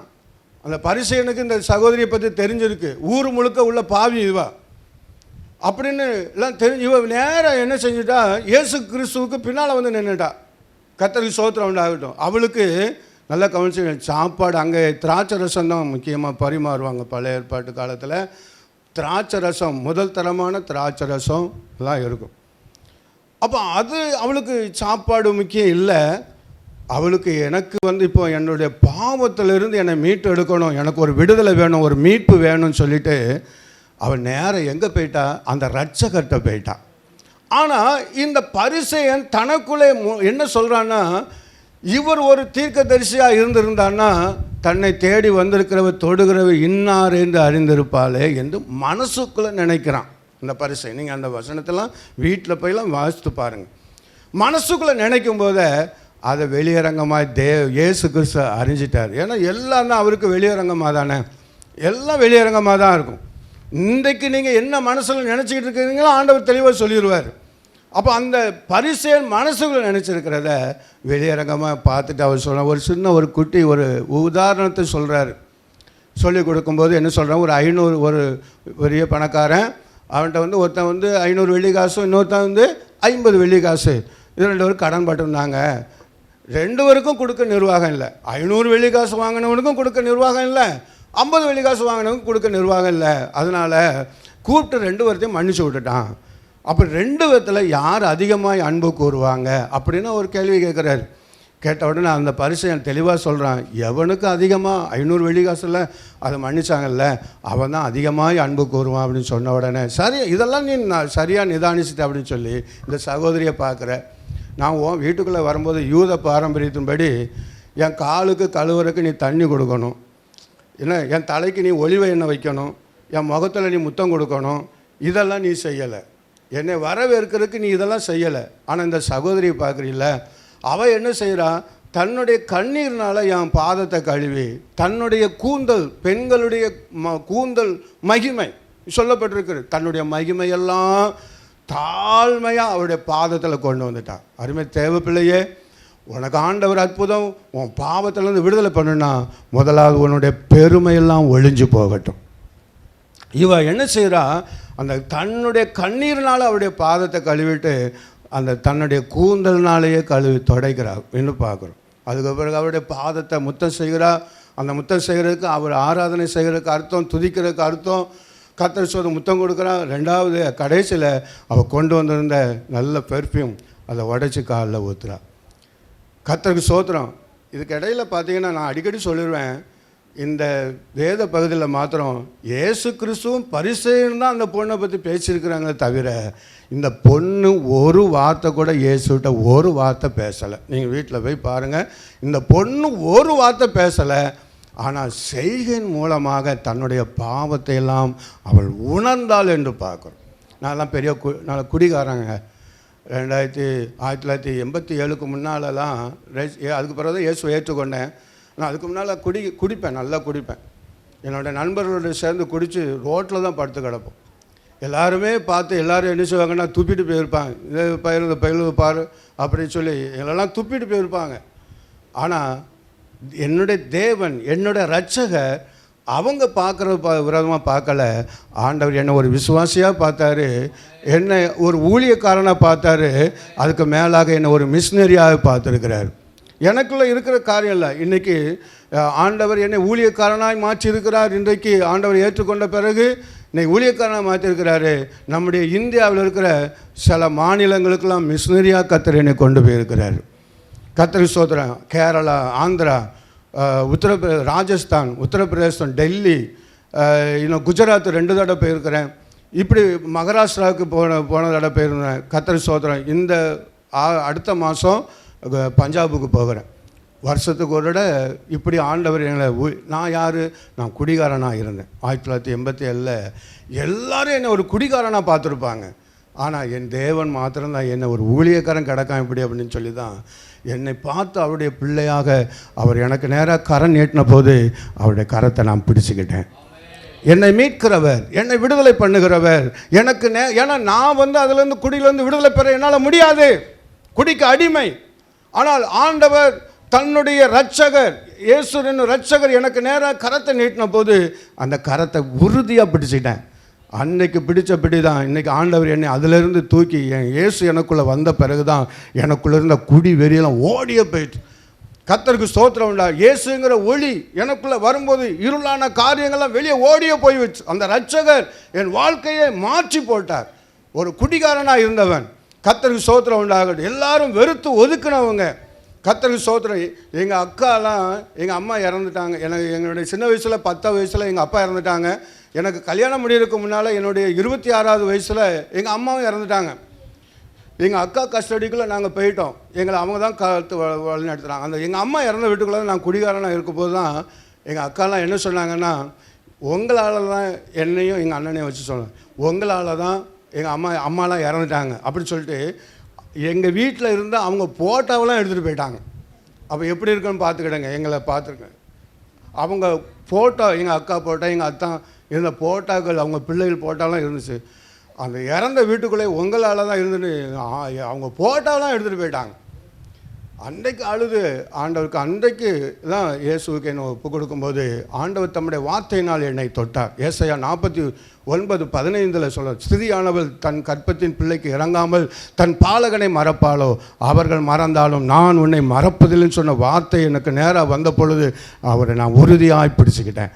இன்றைக்கு வரைக்கும் எனக்கு தகப்பனாக, தாயாக, சகோதரியாக இருந்து, சகோதரனாக இருந்து, இன்றைக்கி என் சபையில் நிறைய பேர் சொல்லுவேன், என்னை எல்லாருமே எனக்கு தாயாக, தகப்பனாக, ஹாமேஸ்வதை என்னை பெற்றெடுக்காத தாய், தகப்பனாக, சகோதரியாக, சகோதரிகளாக எனக்கு சபையில் நிறைய ஆண்டோட வாக்குத்தத்தம் தான். மார்க் 10 நான் இன்றைக்கி நீ எதை இழந்தியோ அதெல்லாம் நான் 100 தருவேன் சொன்ன வாக்குத்தத்தம் தான் எனக்கு. அதை பிடித்து என்னை நடத்தி கொண்டு இருக்கிறார் ஆண்டவர். அப்போ இன்றைக்கு ஆண்டவர் உன் பாவ வாழ்க்கையிலிருந்து அந்த சகோதரி பாருங்கள், கடைசி ஒன்று சொல்ல பாருங்கள், அந்த வசனம் லூக்கா 7 சொல்லப்பட்டிருக்கிறது. கடைசி வசனத்தில் சொல்ல, ஸ்திரியே நீ சமாதானத்தோட போ, உன் விசுவாசம் உன்னை ரட்சித்தது, நீ சமாதானத்தோட போன்னு சொல்ல. அப்போ பாவம் இருக்கும்போது எந்த மனுஷனுக்கும் மனுஷிக்கும் சமாதானமே இருக்காது. புருஷரெல்லாம் இல்லை, ஆமேன், அப்பவும் கூட பேசும்போது புருஷன் இல்லை அப்படின்னு சொன்னான். ஆனால் இயேசு கிறிஸ்து அவருடைய வாழ்க்கையை மாற்றி அவளுக்கு நல்ல தண்ணீரை கொடுத்து, ஜீவ தண்ணீர், பரிசுத்தாவின் அபிஷேகத்தை கொடுத்து ஊழியக்காரியாக கர்த்தர் அவனை மாற்றி விட்டார். இன்றைக்கி உன்னுடைய வாழ்க்கை இப்படி இருந்தாலும், உன்னை மற்றவர்கள் யார் சொன்னாலும், இன்றைக்கி ஆண்டவர் உன்னை ஒரு ஊழியக்காரனாக ஒரு விசுவாசியை தன்னுடைய பிள்ளையாக உன்னை பார்க்குறார். உன்னை எல்லாரும் உன் சமுதாயமே வெறுத்து ஒதுக்கி இருக்கலாம், உன் குடும்பம் உன்னை வெறுத்து ஒதுக்கி இருக்கலாம். பாவத்தினால இன்னைக்கு ஆண்டவர் தம்முடைய கரத்தை உனக்கு நேராக நீட்டி உன்னை அதிலிருந்து மீட்டெடுக்கிறதுக்கு, உன்னை விடுதலை பண்ணுவதற்கு அவர் ஆயத்தமுள்ளவராக வந்திருக்கிறார், இரட்சகராக வந்திருக்கிறார். இந்த 3வது ஆண்டு உனக்கு ஒரு விடுதலை நாள். ஆமேன். கர்த்தருக்கு ஸ்தோத்திரம். என்னை வார்த்தை ஆண்டவர் தெளிவாக கொடுத்துருக்கிறார். பல நாட்கள் இந்த வார்த்தை வந்ததில் இந்த ஜெபம் பண்ணிக்கிட்டே இருக்கிறேன். எங்கள் சபை மக்கள் ஒன்று 2 நான் கூப்பிடவில்லை, எப்படி இதுதான் என்னத்தை பேசுகிறாரு அப்படின்னு பார்க்குறதுக்கு வந்துட்டேங்க. அக்கா எங்கிட்ட அவங்கள்ட்ட கேட்டு பாருங்க, இந்த வார்த்தையில் வச்சு நான் ஒரு நாளும் பிரசங்கம் பண்ணேன். இத்தனை வருஷத்தில் இவங்க ரட்சகருங்கிற தலைப்பில் பேசியிருக்க மாட்டேன். ஒவ்வொரு நாளும் ஆண்டவர் சமூகத்தில் இருந்து கொடுக்குற வார்த்தையை தான் 3 நாள் சொல்லியிருந்தேன். 3வது எதிலிருந்து மீட்கிறார், விடுதலை பண்ணுறாருன்னா பிசாசு போராட்டத்தில் இருந்து ஆண்டவர் விடுதலை பண்ணுகிறார், உன்னை மீட்டெடுக்கிறார். கர்த்தருக்கு ஸ்தோத்திரம் உண்டாகட்டும். அங்கே மார்க் எழுதின சுவிசேஷத்தில் நீங்கள் பார்த்தீங்கன்னா 5ஆம் அதிகாரத்தில் 1லிருந்து 20ஆம் வசனம் வரைக்கும் பார்க்கும்போது ஒரு வாலிபனுக்குள்ளே 2000 6000 பிசாசு சொல்கிறாங்க. ஆனால் 2000 பண்ணிக்குள்ளே ஓடியே போயிடுச்சு. கர்த்தர் அவன் வாழ்க்கையை பார்த்தீங்கன்னா மிகவும் மோசமான வாழ்க்கை. வீட்டிலேயே தரிக்க மாட்டானா, வீட்டிலே இருக்கிறது கிடையாது. குகையில் போய் உட்கார்றது, அங்கே போய் கல்லறையில் போய் உட்கார்றது, தன்னை கல்லுகளினால் கிழிச்சு கொள்வது, சங்கிலி விலங்குகளெல்லாம் பொடி பொடியாக தூளாக ஆக்கி உடச்சி போட்டு ஓடிடுறது.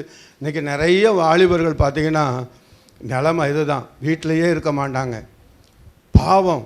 கர்த்தருக்கு ஸ்தோத்திரம். பிசாசு போராட்டத்தினால அவங்க கிடக்கிறதெல்லாம் டாஸ்மார்க் கடையில் தான் போய் கிடப்பாங்க. அங்கேருந்து தான் எங்கேயாவது ரோட்டில் கிடக்கிறவங்கள தூக்கி கொண்டு வீட்டில் ஒன்று போடுற அளவுக்கு தான் நிறைய குடும்பத்தில் இன்றைக்கி நிறைய பெண்களுக்கு, மனைவிமார்களுக்கு வேலை நைட்டில் என்ன வேலை, இவர் எங்கே விழுந்து கிடக்கிறாரோ அப்படி அவங்கள தேடி பிடிச்சி அவங்கள தூக்கி கொண்டு வீட்டில் போடுறது தான் நிறைய பெண்களுக்கு இன்றைக்கி வேலை. கர்த்தருக்கு ஸ்தோத்திரம். நிறைய பேர் டீசெண்டாக குடிச்சிட்டு இன்னொரு வீட்டில் வந்து படுத்துடுறாங்க. சிலது வந்து பண்ணி கூட போய் படுத்துக்கிட்டு அந்த எங்கேனாலும் படுத்துருவாங்க. குடி ஓவர் ஆகிட்டுன்னா எந்த இடம் தெரியாது, படுத்துருவாங்க. கர்த்தருக்கு ஸ்தோத்திரம் உண்டா. பண்ணி ஒரு கதை டீச்சர்ஸ் தினகரன் ஐயா சொன்ன காரியம் ஞாபகம் வருது. கர்த்தருக்கு ஸ்தோத்திரம். வெளிநாட்டில் ஒருத்தர் நல்லா குடிச்சிட்டு பண்ணி கிடக்கிற இடத்துல போய் படுத்து கிடந்துருக்குறான். கர்த்தருக்கு ஸ்தோத்திரம் உண்டா. அவ பொண்டாட்டி தேடி வந்தவ அது இங்கிலீஷில் அவர் பேசினார். மேன் அப்படி சொல்லிட்டு ஏதோ சொல்கிறார், எனக்கு சொல்ல தெரியல. அப்போ ஸ்தோத்திரம், நீ பண்ணியா, நீ பண்ணி கூட போய் படுத்துருக்க அப்படின்னு அவர் சொன்ன உடனே இந்த பண்ணிக்கு கோவம் வந்து என் கூட வச்சு இவ்வளோ பேசிட்டார இவரை அப்படி சொல்லி பண்ணி உளுந்தடிச்சு ஓடியே போயிட்டான். டிஜிஎஸ் தினகரன் சொன்ன ஒரு காரியம். பண்ணிக்கு என்ன ஈக்குவலாக வச்சு பேசிவிட்டாலும் இந்த மனுஷனை குடிகார மாட்டைய அப்படின்னு பண்ணி ஓடியே போயிட்டான். அப்போ இன்றைக்கி அதுதான், இன்றைக்கி நிறையவுடைய வாழ்க்கை இதுதான். நானும் என்னுடைய வாழ்க்கை அப்படி தான் ஆண்டு மாற்றினேன்.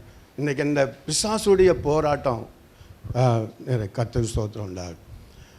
மத்தேயு 15ஆம் அதிகாரத்தில் ஒரு மகள் தாய் வந்து மகளுடைய பிசாசு போராட்டத்துக்காக அதிலேருந்து மீட்கப்பட வேண்டும், விடுதலை பெறணும்னு சொல்லி மகளுக்காக வந்து கேட்ட காரியம்.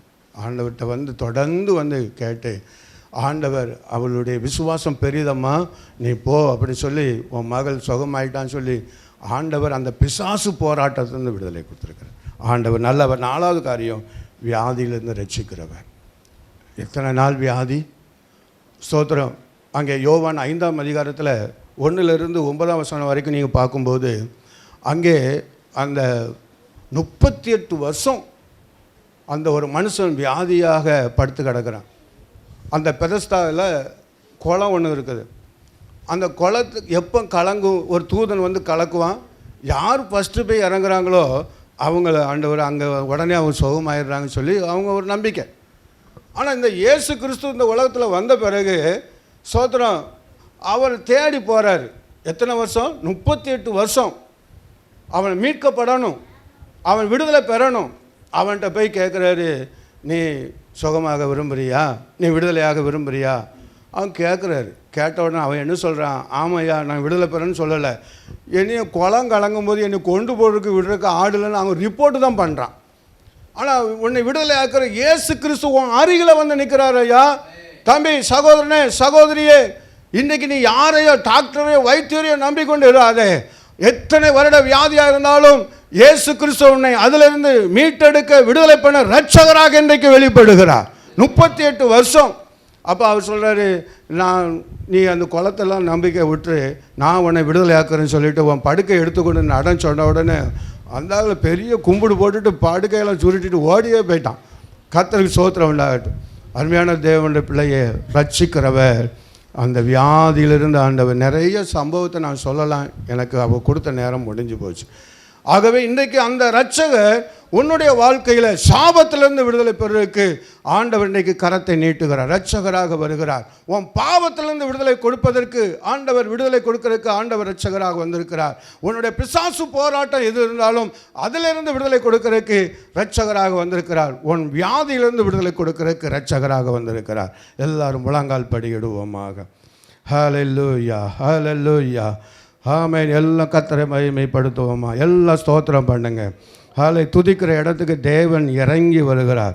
ஆமென், ஹல்லேலூயா. ரீபா சங்கரதனமா அந்த மாதிரி சொல்லபா, எல்லாம் கர்த்தரை ஸ்தோத்திரம் பண்ணுங்க. ஹல்லேலூயா. இயேசு நல்லவர், இயேசு எல்லாம் ஸ்தோத்திரம் பண்ணுங்க, எல்லாம் ஸ்தோத்திரம் பண்ணுங்க.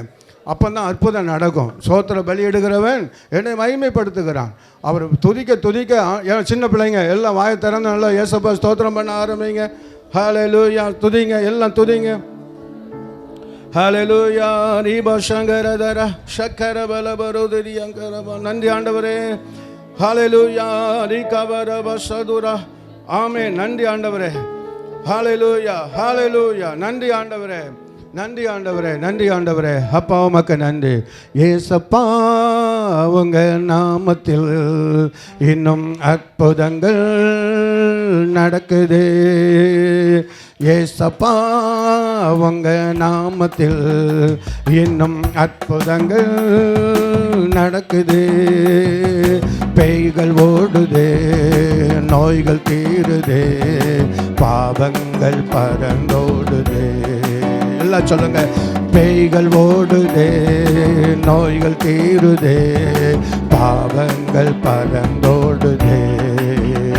உங்க வல்லமைகள் குறைந்து போகவில்லை, உங்கள் உயிர்த்தெழுதல் மகிமை மாறவில்லை. உங்க வல்லமைகள் எல்லாம் கரத்தை தட்டி. உங்க உயிர்த்தெழுதல் மகிமை மாறவில்லை ஏசப்பா. உங்க நாமத்தில் இன்னும் அற்புதங்கள் நடக்குது ஏசப்பா.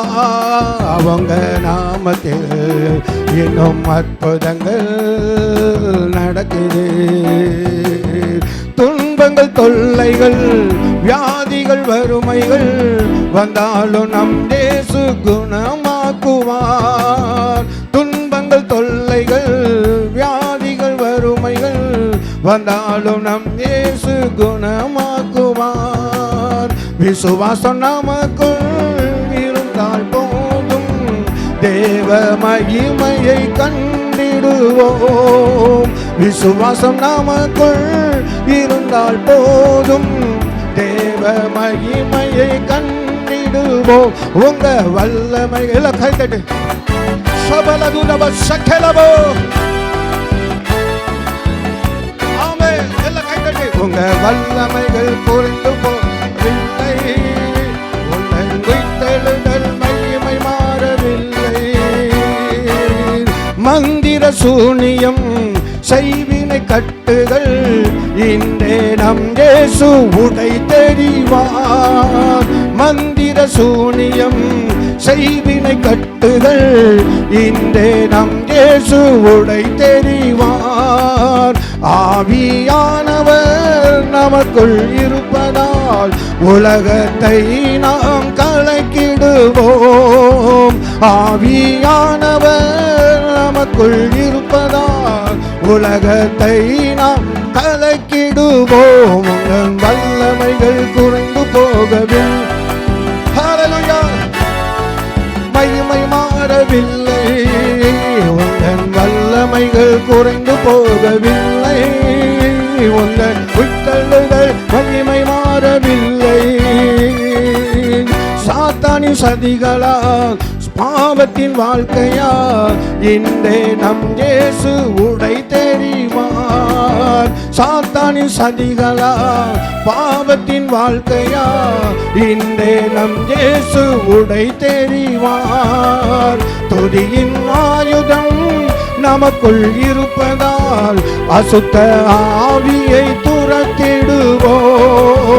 துதியின் ஆயுதம் நமக்குள் இருப்பதால் அசுத்த ஆவியை துரத்திடுவோம். உங்கள் வல்லமைகள் குறைந்து போவில்லை, உங்கள் உயிர்த்தெழுதல் மகிமை மாறவில்லை. உங்கள் வல்லமைகள் குறைந்து போவில்லை, உங்கள் உயிர்த்தெழுதல் மகிமை மாறவில்லை. உங்கள் வல்லமைகள் தீபசகலமா, உங்கள் உயிர்த்தெழுதல் மகிமை மாறவில்லை. உங்கள் வல்லமைகள் குறைந்து போவில்லை, உங்கள் உயிர்த்தெழுதல் மகிமை மாறவில்லை. உங்கள் வல்லமைகள் குறைந்து போ. ஆண்டவரே, வல்லமையின் அபிஷேகம் இந்த ஜப வீட்டில் இறங்கி ஒவ்வொருவரையும் நிரப்பட்டும், ஒவ்வொருவரையும் நிரப்பட்டும். உங்கள் வல்லமைகள் குறைந்து போகவில்லை, உங்கள் உயிர்த்தெழுதல் மகிமை மாறவில்லை. உங்கள் வல்லமைகள் குறைவில்லை, உங்கள் உயிர்த்தெழுதல் மகிமை. ஓ, எல்லா அசுத்த வல்லமைகளும் வெளியே புறப்பட்டு போவதாக. எல்லா அசுத்த வல்லமைகள் இயேசுவின் நாமத்தினால் எல்லாம் வெளியே புறப்பட்டு போவதாக. ஆமென். தேவ வல்லமை மகிமை ஒவ்வொருவரையும் நிரப்பட்டும். சாபத்திலிருந்து ஆண்டவரே, பாவத்திலிருந்து, வியாதியிலிருந்து, பிள்ளை சூரிய கட்டுகளிலிருந்து, பிசாசின் போராட்டத்திலிருந்து இன்றைக்கு ஜனங்களை நீ விடுவிக்கிறதா ஸ்தோத்திரம். விடுதலை உண்டாகட்டும், ஒரு விடுதலை உண்டாகட்டும், ஒரு விடுதலை உண்டாகட்டும். ஹல்லேலூயா. ஒரு விடுதலை உண்டாகட்டும், ஒரு விடுதலை உண்டாகட்டும். ஓ ரீகா பா பா பா ராக சங்கர தூர பலபதியங்கரபா மௌரகதரப சக்கேலா தூரியமியங்கரபா. ஒரு விடுதலை உண்டாகட்டும், ஒரு விடுதலை உண்டாகட்டும், ஒரு விடுதலை உண்டாகட்டும், ஒரு விடுதலை உண்டாகட்டும். ஏசப்பா உங்களுக்கு ஸ்தோத்திரம், ஏசப்பா உங்களுக்கு ஸ்தோத்திரம். ஹல்லேலூயா, ஹல்லேலூயா, ஹல்லேலூயா. இஸ்ரவேல் ஜனங்கள் தவறு செய்து மற்ற ஜனத்தின் மூலமாக அவர் ஒடுக்கப்படும் போது தேவனை நோக்கி அவங்க கூப்பிட்டாங்கள் என்று பார்க்கிறோம். இரக்கத்தில் ஐஸ்வர்யுள்ள தேவன் அவருடைய கூக்குரலை கேட்டு அவர் ரட்சகர்களை எழுப்ப பண்ணுகிறார். இன்றைக்கு அருமை தேவ பிள்ளையே, நீ எந்த காரியத்தில் உனக்கு விடுதலை வேணுமோ நீ உண்மையாக வாய் திறந்து ஏசப்பா இன்றைக்கு நம்ம நடுவில் உலாவிக் கொண்டிருக்கிறாங்க, ரட்சகராக உலாவிக் கொண்டிருக்கிறாங்க, உன் அருகிலே நிற்கிறார். நீ உண்மையாக நீ விடுதலை பெற விரும்பினா, பாவத்திலிருந்து விடுதலை பெற விரும்பினா, ஏசப்பா எனக்கு உதவி செய்யுங்க, இன்னைக்கு எனக்கு விடுதலை தாங்கன்னு சொல்லி ஒரு வார்த்தை கேளு. ஆண்டவர் இன்றைக்கு இந்த 3வது ஆண்டு உனக்கு ஒரு முன்குறிக்கப்பட்ட ஒரு நாளாக அமைய போகிறது. ஹல்லேலூயா, ஆமென். இன்றைக்கு பாவத்திலிருந்து, சாபத்திலிருந்து ஒரு விடுதலை, ஒரு பாவத்திலிருந்து விடுதலை. என்னால் விடுதலை பெற முடியலன்னு சொல்லி நீ இருக்குல்ல, அதுல இன்றைக்கு ஆண்டவர் உனக்கு ஒரு விடுதலை ஆண்டவர் கட்டளையிடுவார். அவரால் கூடாத காரியம் ஒன்றுமே இல்லை. குழியில கிடக்கிறோம், கரத்தை நீட்டுங்க, ஆண்டவரே நான் என்னை தூக்கி எடுங்கப்பா, நீங்க என்னை தூக்கி எடுங்க, எனக்கு உதவி செய்யுங்க. நீ கண்டிப்பா சொல்லி பாரு, அவர் இறங்கி ஓடி வந்து உன்னை தூக்கி எடுப்பார், அரவணைத்துக் கொள்வார், உன் வாழ்க்கையை ஆசீர்வதிப்பார். இழந்து போன எல்லாத்தையும் உனக்கு திரும்ப தர அவர் உண்மை உள்ளவராக இருக்கிறார். நீ பரிசுத்தமான வாழ்க்கை வாழ வேண்டும், நீ விடுதலை பெற்று வாழ வேண்டும், பிசாசும் போராட்டத்திலிருந்து விடுதலை பெற்று வாழ வேண்டும், நீ சுயாதீனமாய் வாழ வேண்டும், அபிஷேகம் பெற்று வாழ வேண்டும், இந்த சபைக்கு மிகுந்த ஆசீர்வாதமாய் நீ காணப்பட வேண்டும். ஹல்லேலூயா. ரீபா சகலதுரபா. ஆண்டவரே, நாங்கள் உமக்கு நன்றி சொல்லுகிறோம். நாள் முழுவதும் அந்த கூட்டத்தில் எங்களோடு இடைப்பட்டு கொண்டிருக்கிற ஸ்தோத்திரம். இந்த சபை ஊழியர்களுக்காக நாங்கள் ஜெபிக்கிறோம். பாஸ்டர் ரீகன் அவர்களுக்காக, அவருடைய துணைவியார் பிள்ளைகளுக்காக ஸ்தோத்திரம். உலக தோற்றத்துக்கு முன்னாலேயே முன் குறித்தவர். இந்த இடத்துல உங்களுக்கு ஒரு ஊழியத்தை நீ கொடுத்திருக்கிறீங்க, நீங்க கொடுத்திருக்கிறீங்க. அவங்க உண்மை உத்தமமாக இது செய்து வருகிறது நீ அறிந்திருக்கிற. நிறைய போராட்டம், நிறைய நெருக்கம், கண்ணீரின் பள்ளத்தாக்குகள், ஆனாலும் இந்த இடத்துல அவங்க உண்மையாக நிற்க நீ உதவி செய்திருக்கிறீங்க. ஆண்டவரே, இதுக்கு பிறகு ஆண்டவரை நல்ல ஒரு விசாலத்தை அவங்களுக்கு நீ தரப்போறக்கா நன்றி சொல்லுகிற. ஆண்டவரே தகப்பனே, உமக்கு நன்றி சொல்லுகிறோம். இஸ்ரவேல் ஜனங்கள் எவ்வளவாய் ஒடுக்கப்பட்டார்களோ அவ்வளவாய் பழுகி பெருக பண்ணினார்கள் சொன்ன போல இந்த குடும்பம், இன்னும் இந்த சபை ஆண்டவரே ஒடுக்கப்பட்டதுக்கு அதிகமாக நீ பழுகி பெருக பண்ண போறதுக்காக நன்றி சொல்லுகிற. ஆண்டவரே, இந்த இடத்துல கால் பதித்தவர்கள் எல்லாரும் திரும்பி வந்து ஆராதிக்க கொண்டு வர போறதுக்காக நன்றி. ஆண்டவரே, இன்றைக்கு கூட அநேக மக்களை அவர்கள் அழைத்திருக்கிறார்கள், ஆனாலும் கொண்டு வந்த மக்களுக்காய் ஸ்தோத்திரம். இன்றைக்கு அவர்களுக்கு ஒரு ரட்சணிய நாள், இன்று இவளுக்கு ஒரு அனுக்கிரக காலமாக இந்த நாளை நீ முன்குறித்ததுக்காக நன்றி சொல்லுகிறோம். ஊழியக்கார குடும்பத்தை முழுவதும் பொறுப்படுத்த ஆசீர்வதிங்க. இன்றைக்கும் இந்த கூட்டத்துக்கு வந்திருக்கிறதான அருமையான மக்கள் ஒவ்வொருத்தருக்காக நாங்கள் ஜெபிக்கிறோம். ஆண்டவரே, எங்களால முடியலப்பான்னு சொல்லி கண்ணீர் வடிக்கிறதான ஆண்டவரே, இந்த காரியத்தில் உங்களுக்கு உதவி வேணும் ரட்சகான்னு சொல்லி யாரெல்லாம் கேட்குறாங்களோ, நீங்க உங்களோட ரட்சணிய கரத்தை, ரட்சிப்பின் கரத்தை, விடுதலை கரத்தை, மீட்டெடுக்கிற கரத்தை இவளுக்கு நேராக நீட்டி ஆண்டவரே அவளை தூக்கி எடுக்கிறதுக்காக நன்றி சொல்லு. ஆமென். நம்ம எல்லாரும் கரங்களை தட்டி கர்த்தர் நாமத்தை மகிமைப்படுத்துவோம். நன்றி பாஸ்டர். நம்ம எல்லாரும் அப்படியே கண்களை மூடி நம்ம எல்லாரும் எழுந்திருச்சு நிற்போமா? சின்ன பிள்ளைங்களாம் கொஞ்ச நேரம் நீங்கள் எல்லாரும் உங்களுக்கு நல்ல ஒரு ஆகாரத்தை ஏசப்பா ரெடி பண்ணி வைக்கிறவங்க, இந்த நாளில் கர்த்தர் நம்ம மத்தியில் பெரிய காரியங்களை செய்து விட்டார். நீங்கள் சமாதானத்தோடு இந்த இடத்துலேருந்து கர்த்தர் உங்களை கொண்டு போக அவர் போதுமானவராக இருக்கிறார். தீர்க்க தரிசனமாக கர்த்தருடைய வார்த்தை நம்ம மத்தியில் கடந்து வந்ததுக்காய் நான் கர்த்தரை துதிக்கிறேன். என் தேவனாகிய கர்த்தர் இந்த நாளில் கரங்களை உயர்த்தி வார்த்தையை கொடுத்த பாஸ்டையும் பாஸ்டமாவையும் அவங்களுக்கு தந்திருக்கிற ஊழியங்களையும் கர்த்தர் ஆசீர்வதிக்கும்படியாக எல்லைகளை அவர் பெரிதாக்க போகிறார். என் இருதயத்தில் கர்த்தருடைய ஸ்தோத்திரம் வார்த்தையை வைக்கிறார். பாஸ்டருடைய ஊழியங்களில் அவர் எல்லைகளை அவர் பெரிதாக போகிறார். இந்த நாளில் நம்ம எல்லாரும் கர்த்தருடைய பிள்ளைகளாகிய வலது கரத்தை உயர்த்தி ஸ்தோத்திரம், சின்னவன் 1000 சிறியவன் பலத்த ஜாதியுமாவான், கர்த்தராகிய நான் ஏற்ற காலத்தில் இதை தீவிரமாய் நடப்பிப்பேன் என்று ஏசாயா 60:22 படி மெய்யாகவே கர்த்தர் பெரிய காரியங்களை அவர் செய்ய அவர் போதுமானவராக இருக்கிறார். இந்த ஊழியம் ஆரம்பித்த முதல் ஆண்டுலேருந்து இந்த 3வது ஆண்டு வரைக்கும் சோதரம் மூத்த ஊழியராக நல்ல ஆலோசனை கொடுக்கிற தகப்பனாக கர்த்தர் இந்த நாளில் குடும்பமாக இந்த ஊழியத்தில் அவங்க எனக்கு ஒத்தாசையாக கர்த்தர் நடத்தி வருகிற அவருடைய பரிசுத்த திருநாம மகிமைப்படும்படியாக பாஸ்டர் வல்லமையா பயன்படுத்துங்க, பாஸ்டர்மாவை வல்லமையா பயன்படுத்துங்க. அவங்க பெற்றெடுத்த 4 பிள்ளைகளையும் மருமமாறுகளையும் பேர பிள்ளைகளையும் என் தேவனாய கர்த்தர் தகப்பனே அப்போ ஊழியம் செய்கிற ஊழியர்களையும் ஒவ்வொரு குடும்பங்களையும் பேர் பேராக ஆசீர்வதிப்பீராக. அது மாத்திரமல்ல, விசேஷமாக பாஸ்டர் சொன்னது போல சபையில தந்திருக்கிற தாய்மார்களுக்காக, தகப்பன்மார்களுக்காக, நல்ல பிள்ளைகளுக்காக, தோள் கொடுக்கிற வாலிப பிள்ளைகளுக்காக, வாலிப சகோதரிகளுக்காக மனதார சபையும் கர்த்தர் நீ ஆசீர்வதிப்பீராக. இந்த நாள் தகப்பனே, நான் கர்த்தர், நானே கர்த்தர் என்று சொல்லி தகப்பனே வேற ஒரு இல்லைன்னு சொன்னது போல இந்த நாளில் தகப்பனே நீர் எங்களுக்கு தந்த வார்த்தைகளுக்காய் நன்றி. ஆமாப்பா, நீர்தாப்பா மாறாதவர், நீர் ஒருவரே சொன்னதை செய்து முடிக்கிற கர்த்தர் ஆண்டவரே.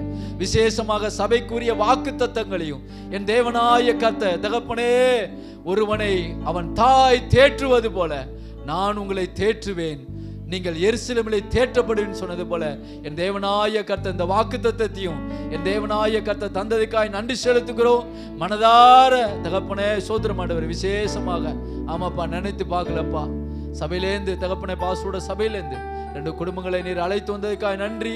அவங்களுக்கு ஏற்ற மன்னாவை தந்து கர்த்தர் நடத்தினதுக்காக நம்ம எல்லாரும் சபையாளாக கரங்களை தட்டி கர்த்தர் நாமத்தை மகிமைப்படுத்துவோம். சோதரம் சோதரம் சோதரம் சோதரம் சோதரம் சோதரம் சோதரம். விசேஷமாக தம்பி ஐசக் கீபோர்டு போடுற ஐசக் தம்பி குடும்பங்களுக்காக சோதரம் விசேஷமாக எந்த எதிர்பார்ப்பும் இல்லாமல் குடும்பமாக கர்த்தருடைய ஊழியத்தை அவரது மன்னனுக்காக சாரலாக்காவுக்காக விசேஷமாக அவங்களுக்கு தந்திருக்கிற 4 பிள்ளைகளுக்காக, தாயாருக்காக, சகோதரருடைய தாயாருக்காக பிள்ளைகள் வளர்ந்து பெருகும்படியாக விசேஷமாக இந்த ஊழியத்தில் அவங்களுக்கு ஒரு பங்கை தந்ததுக்காய் மனதார நன்றி செலுத்துகிறோம். அவளை ஆசீர்வதிப்பீராக.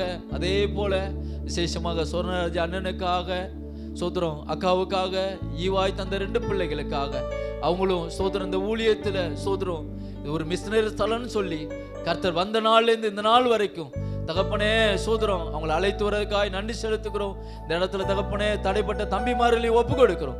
விசேஷமாக 2 குடும்பங்களையும் சபையாராக தகப்பனே குடும்பங்களை பாதுகாத்துக் கொள்ளுங்க. எல்லா தீமைகளுக்கு நாச மோசங்களுக்கு விலக்கி பாதுகாத்துக் கொள்ள முடியா. நம்ம எல்லாரும் ஒருமனப்பட்டு நம்ம எல்லாரும் சோதரம் பண்ணுவோம். சோதரம் சோதரம் சோதரம் சோதரம் சோதரம் சோதரம் சோதரம். விசேஷமாக அழைப்பை கேட்டு வந்த சபை பிள்ளைகளுக்காகவும் நாங்கள் ஜெபம் நடத்துகிற அன்பு குடும்பங்களுக்காகவும் இந்த நாளில் புதிதாய் வந்த சோதரம் விசேஷமாக சோதரம் தேவனுக்கு மாத்திரம் மகிமை உண்டாகும்படியாக சோதரம் பரிசுத்த ஆவியானவர் புதிதாய் கொண்டு வந்த ஒவ்வொரு குடும்பங்களையும் பேர் பேராக கர்த்தர் ஆசீர்வதிக்கும்படியாக இந்த நாள் வந்திருக்கிற தம்பிமார்கள் ஸ்தோத்திரம் அவங்களுக்கு ரட்சிப்பு உண்டாகும்படியாக ஒருவரும் இந்த நாளில் ஸ்தோத்திரம் அவரு பாதுகாக்கிறவர், விடுதலை கொடுக்கிறவர், தூக்கி விடுகிறவர். இந்த நாளில் அதை அறிந்து கொண்டு அவங்களுடைய இருதயங்களையும் சிந்தைகளையும் அந்த வார்த்தையானது உள்ளத்தில் தங்கும்படியாக எசப்பா தகப்பனே புதிதாய் தந்திருக்கிற குடும்பங்கள் காலூண்டி நிற்க பண்ணும்படியாக சோத்திர ஒவ்வொரு குடும்பங்களையும் பேர் பேராக ஆசீர்வதிக்கும்படியாக தகப்பனே ஐக்கியத்திலேருந்து நீ தந்த சகோதரருக்காக மூத்த சகோதரர் நீர் அழைத்து வந்ததற்காக நன்றி செலுத்துகிறோம். ஒருவரும் இந்த இடத்திலிருந்து வெறுமையாய் போகாதபடிக்கு பெரிய காரியம் செய்யும். தாழ்மையோடு உடைய ஊழியக்காரர்களாக நாங்கள் ஒருமனப்பட்டு தகப்பனை வந்த ஒவ்வொரு பிள்ளைகளையும் தேவன் பழுகி பெருகி தகப்பனே சோத்திரம் பூமியை நிரப்புங்கன்னு சொன்னது போல ஒவ்வொரு குடும்பங்களும் தகப்பனை தேவனுக்கு சாட்சியாய் கர்த்தர் நிறுத்துவீராக. பெரிய காரியங்கள் செய்யும் கர்த்தர். அப்படியே சேருக்காக நம்ம எல்லாரும் உற்சாகமாய் கரங்கள் தட்டி கர்த்தர் நாமத்தை மகிமைப்படுத்துவோம். சோதராம் சோதராம் சோதராம் சோதராம் சோதராம் சோதராம் சோதராம் சோதராம். பரலோக பிதாவே உமக்கு நன்றி செலுத்துகிறோம். தடைப்பட்ட மக்களையும் நினைக்கிறோம். எசப்பா எல்லா தடைகளும் மாறட்டும் தகப்பனை. வருகிற வாரம் தகப்பனை ஆராதனைக்கு உபவாச ஜபங்களுக்கும் சனிக்கிழமை இருக்கிற உபவாச பிரேயருக்கு பிள்ளைகளை அழைத்து வருவீராக. அப்போ ஆராதனையில் புதிய நபர்களை கர்த்தரை கொண்டு வந்து சேர்ப்பீராக. மக்கே மகிமை உண்டாகட்டும். இந்த 3வது வருடத்தில் காலெடுத்து வைக்க கர்த்தர் கிருபை தந்ததுக்காய் நன்றி செலுத்துகிறோம். பெரிய காரியத்தையும் அப்பா தகப்பனே சோதரம் உங்களுடைய சித்தத்துக்கும் உங்களுடைய வார்த்தைக்கும் அப்பா உங்களுடைய வழி நடத்தலுக்கும் எங்களை ஒப்பு கொடுத்து ஏறெடுக்கிறோம். ஜீவனுள்ள நல்ல பிதாவே ஆமென். நம்ம எல்லாரும் சேர்ந்து சொல்லுவோம். என் ஆத்துமாவே கர்த்தரை ஸ்தோத்திரி, என் முழுவதுமே அவருடைய பரிசுத்த நாமத்தை ஸ்தோத்திரி. என் ஆத்துமாவே கர்த்தரை ஸ்தோத்திரி, அவர் செய்த சகல உபகாரங்களை மறவாத. ஆசீர்வாதத்தை பாஸ்டர் கூறுவாங்க. நம்முடைய கர்த்தராகிய இயேசு கிறிஸ்துவினுடைய கிருபையும் பிதாவாகிய தேவனுடைய அன்பும் பரிசுத்த ஆவியானவரின் அந்யோன்ய ஐக்கியமும் நம்ம அனைவரோடு கூட விசேஷமாக இந்த பகுதியில் ஊழியர் செய்கிற அருமை பாஸ்டர் குடும்பத்தோடு கூட இன்றும் என்றும் சதா காலங்களிலும் இருப்பதாக.